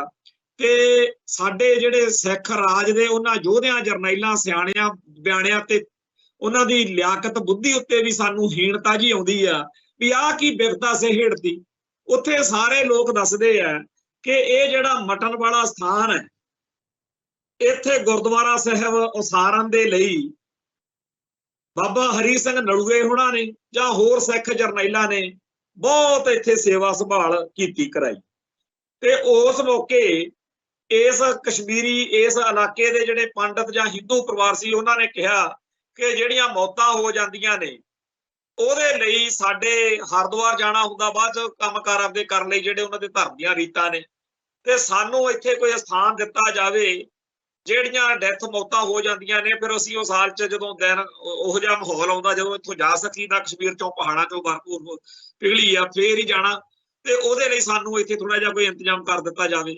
ਸੋ ਮਟਨ ਵਾਲੇ ਉਸ ਗੁਰਦੁਆਰਾ ਸਾਹਿਬ, ਜਿਹੜਾ ਗੁਰਦੁਆਰਾ ਗੁਰੂ ਨਾਨਕ ਪਾਤਸ਼ਾਹ ਜੀ ਦੇ ਆਗਮਨ ਦੀ ਖੁਸ਼ੀ ਵਿੱਚ ਉੱਥੇ ਬਣਿਆ ਹੋਇਆ ਸੀ, ਜਿੱਥੇ ਪੰਡਤ ਸ਼ਿਵਦੱਤ ਨਾਲ ਵਿਚਾਰ ਚਰਚਾ ਹੋਈ, ਤਾਂ ਉੱਥੇ ਉਸ ਗੁਰਦੁਆਰੇ ਦੇ ਕੋਲੇ ਇਹਨਾਂ ਨੂੰ ਥਾਂ ਦੇ ਬੈਠੇ। ਔਰ ਉਹ ਗੱਲ ਐਡੀ ਬਿਪਤਾ ਬਣੀ ਵੀ ਇਹਨਾਂ ਨੇ ਸਾਰਾ ਇਲਾਕਾ ਦੱਬ ਲਿਆ। ਅੱਜ ਜੇ ਕਿਸੇ ਸਿੱਖ ਨੇ ਗੁਰਦੁਆਰਾ ਸਾਹਿਬ ਜਾਣਾ ਹੋਵੇ, ਇੱਕ ਪਤਲੀ ਜੀ ਬੀਹੀ ਜਿੰਨੀ ਜਗ੍ਹਾ ਵਾ, ਤੇ ਜੇ ਕਿਤੇ 4 ਸਿੱਖ ਇਕੱਠੇ ਚਲੇ ਜਾਣ, 4 ਗੱਡੀਆਂ ਇਕੱਠੀਆਂ ਹੋ ਜਾਣ, ਜਦ ਹੀ ਪੁਲਿਸ ਨੂੰ ਫੋਨ ਕਰ ਦਿੰਦੇ ਆ। ਅਸੀਂ ਪਰਿਵਾਰ ਦੇ 4-5 ਮੈਂਬਰ ਹੋਵਾਂਗੇ, ਜਦੋਂ ਅਸੀਂ ਮੱਥਾ ਟੇਕ ਕੇ ਨਿਕਲੇ ਸੀ, ਉਹ ਪ੍ਰਬੰਧਕਾਂ ਨੂੰ ਪੁੱਛ ਲਿਆ, ਉਹ ਕਹਿੰਦੇ ਜੀ ਅਸੀਂ ਤਾਂ ਇੱਥੇ ਬਹੁਤ ਔਖਾ ਟਾਈਮ ਕੱਟ ਰਹੇ ਹਾਂ। ਤੇ ਸਾਰੀ ਗੱਲਬਾਤ ਦਾ ਮੋਟਾ ਜਿਹਾ ਮਤਲਬ ਇਹ ਬਣਦਾ ਸੀ ਵੀ ਜਿਵੇਂ ਭਾਰਤ ਵਿੱਚ ਸਿੱਖ ਅੱਜ ਪਿੱਟਦੇ ਆ ਵੀ ਕਿੱਥੇ ਇਹਨਾਂ ਨੂੰ ਯਾਦ ਕਰਾ ਬੈਠੇ, ਇਹ ਤਾਂ ਗੁਲਾਮ ਹੀ ਚੰਗੇ ਸੀ, ਉਵੇਂ ਹੀ ਉੱਥੇ ਦੇ ਸਿੱਖ ਜਿਹੜਾ ਉੱਥੇ ਜਾਂਦਾ ਉਹ ਬਸ ਕੰਧਾਂ 'ਚ ਟੱਕਰਾਂ ਮਾਰਨ ਵਾਲਾ ਹੋ ਜਾਂਦਾ। ਤੇ ਜਿਹੜਾ ਗੁਰਦੁਆਰਾ ਗਿਆਨ ਗਏ ਕੋਤੜੀ ਆ, ਉੱਥੇ ਜਾਣ ਵਾਲਾ ਬੰਦਾ ਵੀ ਪਿੱਟਦਾ ਵੀ ਇਹਨਾਂ ਨੂੰ ਯਾਦ ਕਰਾਇਆ ਸੀ। ਤੇ ਡਾਂਗਮਾਰ ਸਾਹਿਬ ਦਾ ਜਿਹੜਾ ਹਾਲ ਕੀਤਾ, ਜਿਹੜਾ ਕਿਲਾ ਮੰਗੂ ਮੱਠ ਦਾ, ਇਹਨਾਂ ਕਿਲਾ ਸਾਹਿਬ ਦਾ, ਸੋ ਜਿਹੜੇ ਗੁਰਦੁਆਰਾ ਸਾਹਿਬਾਨ 500 ਤੋਂ ਵੱਧ ਨਹੀਂ, ਇਹ ਤਾਂ ਹਜੇ 4-5 ਦਾ ਹੀ ਨਾਮ ਆਪਾਂ ਲੈਂਦੇ ਰਹਿੰਦੇ ਆ। ਸਾਡੇ ਗੁਰਦੁਆਰੇ ਇਸ ਵੇਲੇ ਕੌਣ ਦੱਬ ਰਿਹਾ? ਮੁਸਲਮਾਨ ਦੱਬ ਰਹੇ ਆ, ਈਸਾਈ ਦੱਬ ਰਹੇ? ਨਹੀਂ ਜੀ, ਇਸ ਵੇਲੇ ਸਾਡੇ ਬਾਹਮਣਾਂ ਨੇ, ਹਿੰਦੂਆਂ ਨੇ ਗੁਰਦੁਆਰਾ ਸਾਹਿਬ ਦੱਬੇ ਹੋਏ ਨੇ। ਤੇ ਆਹ ਜਿਹੜੇ ਕੜਮ ਚੌਧਰੀ ਬਣੇ ਹੋਏ ਨੇ ਵਿਚਾਲੇ ਕਿ ਜੀ ਸਾਨੂੰ ਦੱਸੋ, ਅਸੀਂ ਹੁਣੇ ਯਾਦ ਕਰਾ ਕੇ ਦਿਖਾਉਂਦੇ ਆ ਤੁਹਾਨੂੰ। ਇਹ ਸਾਰੇ ਦੇ ਸਾਰੇ ਕਹਿੰਦੇ ਆ ਜੀ ਸਾਨੂੰ ਕੋਈ ਦੱਸੇ। ਭਾਈ ਦੱਸੇਗਾ ਤੂੰ, ਤੁਹਾਨੂੰ ਵੈਸੇ ਹੀ ਪਤਾ ਹੋਣਾ ਚਾਹੀਦਾ ਸਿੱਖਾਂ ਦੇ ਮਸਲੇ ਕਿਹੜੇ ਆ। ਜਿਹੜਾ ਚੰਡੀਗੜ੍ਹ ਪੰਜਾਬ ਨੂੰ ਦੇਣਾ ਦਬਾ ਦਿਓ, ਜਿਹੜਾ ਕਹਿੰਦੇ ਉਹ ਪੰਜਾਬੀ ਬੋਲਦੇ ਇਲਾਕੇ ਉਹ ਫਿਰ ਦਬਾ ਦਿਓ। ਤੇ ਜਿਹੜੇ ਪੰਜਾਬ ਦੀ ਧਰਤੀ ਉੱਤੇ ਸਿੱਖਾਂ ਦਾ ਇਤਿਹਾਸ ਬਦਲਿਆ ਜਾ ਰਿਹਾ, ਗੁਰਬਾਣੀ ਦੀ ਵਿਆਖਿਆ ਬਦਲੀ ਜਾ ਰਹੀ ਆ, ਗੁਰੂ ਸਾਹਿਬਾਨ ਦੇ ਅਤੇ ਸਿੱਖ ਸਿਧਾਂਤ ਦੇ ਉੱਤੇ ਹਮਲੇ ਹੋ ਰਹੇ ਨੇ, ਇਹ ਸਾਰਾ ਕੁਝ ਠੀਕ ਕਰਾ ਦਿਓ। ਅੱਜ ਦੇ ਇਸ ਇੰਟਰਵਿਊ ਦੇ ਵਿੱਚ ਮੈਂ ਹੈਰਾਨ ਹੋ ਗਿਆ ਵੀ ਲਾਲਪੁਰਾ ਕਹਿੰਦਾ ਵੀ ਜਿਹੜੀ ਬੀਜੇਪੀ ਆ, ਆਰਐਸਐਸ ਆ, ਉਹ ਕੁਝ ਵੀ ਸਿੱਖੀ ਅਤੇ ਸਿੱਖਾਂ ਬਾਰੇ ਗਲਤ ਨਹੀਂ ਕਰ ਰਹੀ, ਜਦੋਂ ਕਿ ਇਸ ਵੇਲੇ ਕਾਂਗਰਸ ਨੇ ਤਾਂ ਸਾਨੂੰ ਫਿਜ਼ੀਕਲੀ ਮਾਰਿਆ। ਕਾਂਗਰਸ ਨੇ ਦਰਬਾਰ ਸਾਹਿਬ ਤੇ ਹਮਲਾ ਕੀਤਾ, ਕਾਂਗਰਸ ਨੇ ਸਾਨੂੰ ਝੂਠੇ ਪੁਲਿਸ ਮੁਕਾਬਲਿਆਂ 'ਚ ਮਾਰਿਆ, ਕਾਂਗਰਸ ਨੇ ਸਾਡੇ ਜਿਹੜੇ ਸਰੋਤ ਸੀ, ਆਰਥਿਕ ਸਰੋਤ, ਉਹ ਲੁੱਟੇ, ਕਾਂਗਰਸ ਨੇ ਸਾਡੇ ਗਲਾਂ 'ਚ ਟਾਇਰ ਪਾਏ, ਇਹ ਸਾਰਾ ਕੁਝ ਕਾਂਗਰਸ ਨੇ ਕੀਤਾ। ਤੇ ਉਸ ਟਾਈਮ ਬੀਜੇਪੀ ਜਿਹੜੀ ਸੀ ਉਹ ਪਿੱਛੇ ਸੀਗੀ, ਬੀਜੇਪੀ ਕੋਲੇ ਸੱਤਾ ਨਹੀਂ ਸੀ, ਉਹ ਕਹਿੰਦੇ ਸੀ ਤੁਸੀਂ 6 ਮਹੀਨੇ ਲੇਟ ਕਰਤਾ, ਇਹ ਤਾਂ ਛੇਤੀ ਨਿਬੇੜੋ ਕੰਮ ਇਹਨਾਂ ਦਾ। ਸੋ ਉਹਨਾਂ ਦਿਨਾਂ ਦੇ ਵਿੱਚ ਇਹ ਪਿੱਛੇ ਸੀ ਤੇ ਅੱਜ ਇਹ ਮੂਹਰੇ ਆ। ਤੇ ਅੱਜ ਭਾਰਤੀ ਖੁਫੀਆ ਏਜੰਸੀਆਂ ਰਾਹੀਂ ਸਾਰੇ ਸੰਸਾਰ ਦੇ ਵਿੱਚ ਸਿੱਖਾਂ ਦੇ ਕਤਲ ਹੋ ਰਹੇ ਨੇ। ਤੇ ਲਾਲਪੁਰੇ ਹੁਣਾਂ ਤੋਂ ਇਹ ਤਾਂ ਸਰਦਾ ਨਹੀਂ ਵੀ ਕਹਿਣ ਕਿ ਹਾਂ ਵਾਕਿਆ ਹੀ ਰਾਹ ਦੇ ਏਜੰਟ ਜਿਹੜੇ ਨੇ ਉਹ ਅੱਡ-ਅੱਡ ਮੁਲਕਾਂ ਦੇ ਵਿੱਚ ਸਿੱਖਾਂ ਦਾ ਭੋਗ ਪਾਈ ਜਾਂਦੇ ਆ, ਸਿੱਖਾਂ ਦੇ ਕਤਲ ਕਰੀ ਜਾਂਦੇ ਆ, ਉਹ ਸਿੱਖੀ ਦਾ ਭੋਗ ਪਾਈ ਜਾਂਦੇ ਆ। ਤੇ ਇਹ ਉੱਠ ਕੇ ਇੱਥੇ ਲੋਕਾਂ ਨੂੰ ਕਹਿਣ ਲੱਗੇ ਹੋਏ ਨੇ ਸਾਨੂੰ ਦੱਸੋ ਜੀ, ਅਸੀਂ ਬੈਠੇ। ਮੈਂ ਹੈਰਾਨ ਇਸ ਗੱਲ ਤੇ ਕਿ ਮਨਜਿੰਦਰ ਸਿੰਘ ਸਰਸਾ ਵੀ ਪਿੱਛੇ ਜੇ ਭਗਾਈ ਮਾਰਦਾ ਸੀ, ਕਹਿੰਦਾ ਜੀ ਮੈਨੂੰ ਦੱਸੋ, ਆਪਾਂ ਜੀ ਹਿੰਦੂ, ਆਪਾਂ ਬੀਜੇਪੀ ਦੇ ਨਾਲ ਮਿਲ ਕੇ ਹੀ ਡੰਗ ਸਾਰ ਸਕਦੇ ਆ, ਫੇਰ ਹੀ ਆਪਣੇ ਮਸਲੇ ਹੱਲ ਹੋਣਗੇ। ਜੇ ਆਪਾਂ ਮਸਲੇ ਹੱਲ ਕਰਾਉਣੇ ਆ ਫਿਰ ਮੈਨੂੰ ਬੀਜੇਪੀ 'ਚ ਜਾਣਾ ਪੈਣਾ। ਸਾਨੂੰ ਤਾਂ ਲੱਗਦਾ ਕਿਸੇ ਦਿਨ ਸਰਦਾਰ ਪ੍ਰਕਾਸ਼ ਸਿੰਘ ਬਾਦਲ ਦਾ ਲਾਣਾ ਜਿੰਨਾ ਇਹ ਵੀ ਇਹੀ ਕਹੂਗਾ। ਹੁਣ ਤਾਂ ਇਹ ਕਹਿੰਦੇ ਰਹੇ ਨੇ ਹੁਣ ਤੱਕ ਕਿ ਪਤੀ ਪਤਨੀ ਦਾ ਰਿਸ਼ਤਾ, 9 ਮਾਸ ਦਾ ਰਿਸ਼ਤਾ ਜਿਹੜਾ ਹੈ ਇਹ ਸਾਨੂੰ ਬਣਾ ਕੇ ਰੱਖਣਾ ਪੈਣਾ, ਇਹ ਤੋਂ ਬਗੈਰ ਗੁਜ਼ਾਰਾ ਨਹੀਂ। ਤੇ ਜੇ ਕੋਈ ਹੰਨੇ ਬੰਨੇ ਗੱਲ ਨਾ ਬਣੀ, ਕਿਸੇ ਦਿਨ ਇਹ ਵੀ ਕਹਿਣਗੇ ਵੀ ਜਿਹੜਾ ਸਾਨੂੰ ਸਾਰਿਆਂ ਨੂੰ ਬੀਜੇਪੀ ਜੁਆਇਨ ਕਰ ਲੈਣੀ ਚਾਹੀਦੀ ਆ, ਕਿਉਂਕਿ ਇਹਦੇ ਬਗੈਰ ਗੁਜ਼ਾਰਾ ਨਹੀਂ। ਜਿਹੜੇ ਲੋਕਾਂ ਨੂੰ ਲੱਗਦਾ ਵੀ ਇਹ ਨਾਮੁਮਕਿਨ ਆ, ਇਤਿਹਾਸ ਤੋਂ ਕੋਰੇ ਹੋਣਗੇ ਉਹ, ਕਿਉਂਕਿ ਇੱਕ ਵਾਰੀ ਇਹ ਕੰਮ ਪਹਿਲਾਂ ਕਰ ਚੁੱਕੇ ਆ। ਜਿਹੜੀ ਕਾਂਗਰਸ ਆ ਇਹਦੇ 'ਚ ਸਾਰੇ ਚਲੇ ਗਏ ਸੀ। ਜਦੋਂ ਪ੍ਰਕਾਸ਼ ਸਿੰਘ ਬਾਦਲ ਨੇ ਪਹਿਲੀ ਵਾਰ ਚੋਣ ਲੜੀ ਆ, ਉਸ ਮੌਕੇ 1957 ਵਾਲੀ ਸ਼ਾਇਦ ਚੋਣ ਆ, ਉਦੋਂ ਇਹ ਸਾਰੇ ਅਕਾਲੀ ਆਗੂ ਜਿਹੜੇ ਸੀ ਉਹ ਕਾਂਗਰਸ ਜੁਆਇਨ ਕਰ ਗਏ ਸੀ। ਐਵੇਂ ਇਹ ਬੀਜੇਪੀ ਵੀ ਜੁਆਇਨ ਕਰ ਸਕਦੇ ਆ। ਇਸ ਵੇਲੇ ਸਾਰਿਆਂ ਨੂੰ ਲੱਗਣ ਲੱਗਿਆ ਹੋਇਆ ਵਾ ਵੀ ਜਿਵੇਂ ਕਿਸੇ ਵੇਲੇ ਕਾਂਗਰਸ ਬੜੀ ਵਧੀਆ ਲੱਗਦੀ ਹੁੰਦੀ ਸੀ, ਉਵੇਂ ਦੀ ਇਸ ਟਾਈਮ ਬੀਜੇਪੀ ਹੈ। ਕਹਿੰਦੇ ਜੀ ਬੀਜੇਪੀ ਤਾਂ ਬਹੁਤ ਵਧੀਆ। ਸੋ ਬੀਜੇਪੀ ਦੇ ਗੁਣ ਗਾਉਣ ਵਾਲਿਆਂ ਨੂੰ ਇਹ ਨਹੀਂ ਦਿਖਦਾ ਕਿ ਸਾਡੇ ਧਰਮ ਦੇ ਉੱਤੇ, ਸਾਡੀ ਬੋਲੀ ਉੱਤੇ, ਸਾਡੇ ਸੱਭਿਆਚਾਰ ਉੱਤੇ ਇਸ ਵੇਲੇ ਹਮਲਾ ਬੀਜੇਪੀ ਵਾਲੀ ਸਰਕਾਰ ਦੀ ਮਰਜ਼ੀ ਨਾਲ ਤੇ ਸਹਿਮਤੀ ਨਾਲ ਹੋ ਰਿਹਾ। ਇਹਨਾਂ ਨੂੰ ਇਹ ਨਹੀਂ ਦਿਖਦਾ ਕਿ ਸਾਡੇ ਐਡਵੋਕੇਟ ਗੁਰਪ੍ਰੀਤ, ਇਹ ਤਾਂ ਸ਼ੁਕਰ ਕਰੋ ਵੀ ਉੱਥੇ ਜਿਹੜਾ ਬੰਦਾ ਇਹਨਾਂ ਨੇ ਗਾਹਾਂ ਨਿਖਲ ਗੋਤੇ ਨੇ ਅਰੇਂਜ ਕਰਨਾ ਸੀ ਉਹ ਅਮਰੀਕਨ ਸਿਸਟਮ ਦਾ ਹਿੱਸਾ ਨਿਕਲਿਆ ਹੈ, ਨਹੀਂ ਹੁਣ ਨੂੰ ਪਤਾ ਨਹੀਂ ਕੀ ਉੱਥੇ ਰੰਗ ਭਾਗ ਵਰਦੇ। ਸੋ ਇਸ ਮੁਲਕ ਦੇ ਵਿੱਚ ਰਹਿੰਦਿਆਂ ਹੋਇਆਂ ਜਿੰਨਾ ਕਰ ਸਕਦੇ ਆ ਖਾਲਿਸਤਾਨੀ ਉਹ ਕਰ ਰਹੇ ਨੇ। ਤੇ ਅੱਜ ਜਦੋਂ ਪ੍ਰੋਗਰਾਮ ਹੋਇਆ, ਜਿਸ ਤਰੀਕੇ ਨਾਲ ਉੱਥੇ ਨੌਜਵਾਨਾਂ ਨੇ ਗਹਿ ਗੱਡਵਾ ਪ੍ਰੋਗਰਾਮ ਕਰਕੇ ਇੰਡੀਅਨ ਸਟੇਟ ਨੂੰ ਦੱਸਿਆ ਕਿ ਅਸੀਂ ਜਿਉਂਦੇ ਅਸੀਂ ਜਾਗਦੇ, ਜਿਵੇਂ ਖਾਲਿਸਤਾਨ ਦਾ ਝੰਡਾ ਅੱਜ ਵੀ ਇਸ ਮੁਲਕ 'ਚ ਚਲਾਇਆ ਜਾ ਰਿਹਾ, ਅੱਜ ਵੀ ਇਸ ਏਜੰਡੇ ਦੇ ਉੱਤੇ ਦ੍ਰਿੜਤਾ ਦੇ ਨਾਲ ਪਹਿਰਾ ਦਿੱਤਾ ਜਾ ਰਿਹਾ। ਇਹਨਾਂ ਨੌਜਵਾਨਾਂ ਦਾ, ਇਹਨਾਂ ਜਥੇਬੰਦੀਆਂ ਦਾ ਧੰਨਵਾਦ ਕਰੀਏ, ਸਾਥ ਦਈਏ, ਸਹਿਯੋਗ ਦਈਏ। ਇੱਥੇ ਲੋਕ ਬਹਾਨੇ ਬਣਾ ਕੇ ਕਹਿੰਦੇ ਆ ਵੀ ਆਪਾਂ ਇਹਨਾਂ ਪ੍ਰੋਗਰਾਮਾਂ ਦੇ ਵਿਰੋਧਤਾ ਕਰੀਏ, ਇਹਨਾਂ ਦੇ ਨਾਲ ਨਾ ਜਾਈਏ, ਇਹਨਾਂ ਦੀ ਗਿਣਤੀ ਘਟੇ ਤੇ ਇਹ ਵੀ ਟਿਕ ਕੇ ਹੰਭ ਕੇ ਘਰੇ ਬਹਿ ਜਾਣ। ਹੈਰਾਨੀ ਦੀ ਗੱਲ ਇਹ ਆ ਕਿ ਸਾਨੂੰ ਕਿਹੋ ਜਿਹੀਆਂ ਬਿਮਾਰੀਆਂ ਪੈ ਰਹੀਆਂ ਨੇ। ਕੋਈ ਕਹਿੰਦਾ ਹੈਗਾ ਕਿ ਜੇ ਫਲਾਨੇ ਮਗਰ ਲੱਗਣਗੇ ਨਾ ਸਿੱਖ, ਇੱਕ ਨਵਾਂ ਹੀ ਕੰਮ ਚੱਲ ਪਿਆ। ਜਿਹੜਾ ਨਵਾਂ ਪੰਥਕ ਸਫਾ ਦੇ ਵਿੱਚ ਕੋਈ ਚਿਹਰਾ ਉੱਭਰਦਾ ਜਾਂ ਜਥੇਬੰਦੀ ਉੱਭਰਦੀ ਆ, ਜਦੋਂ ਕਿਸੇ ਕਾਰਨ ਕਰਕੇ ਉਹਨੂੰ ਹਮਾਇਤ ਮਿਲਦੀ ਆ, ਜਦੋਂ ਉਹਦੀ ਬੱਲੇ ਬੱਲੇ ਹੁੰਦੀ ਆ, ਤਾਂ ਚਾਰ ਇਹੋ ਜਿਹੇ ਸੂਰਮੇ ਮੈਦਾਨ 'ਚ ਆਉਂਦੇ ਆ ਜਿਨ੍ਹਾਂ ਬਾਰੇ ਮੈਂ ਸ਼ੁੱਧ ਪੰਜਾਬੀ 'ਚ ਕਹਾਂ ਵੀ ਆਪ ਕਿਸੇ ਜਹੀ ਨਹੀਂ ਤੇ ਗੱਲ ਕਰਨ ਉਹ ਰਹੀ ਨਹੀਂ।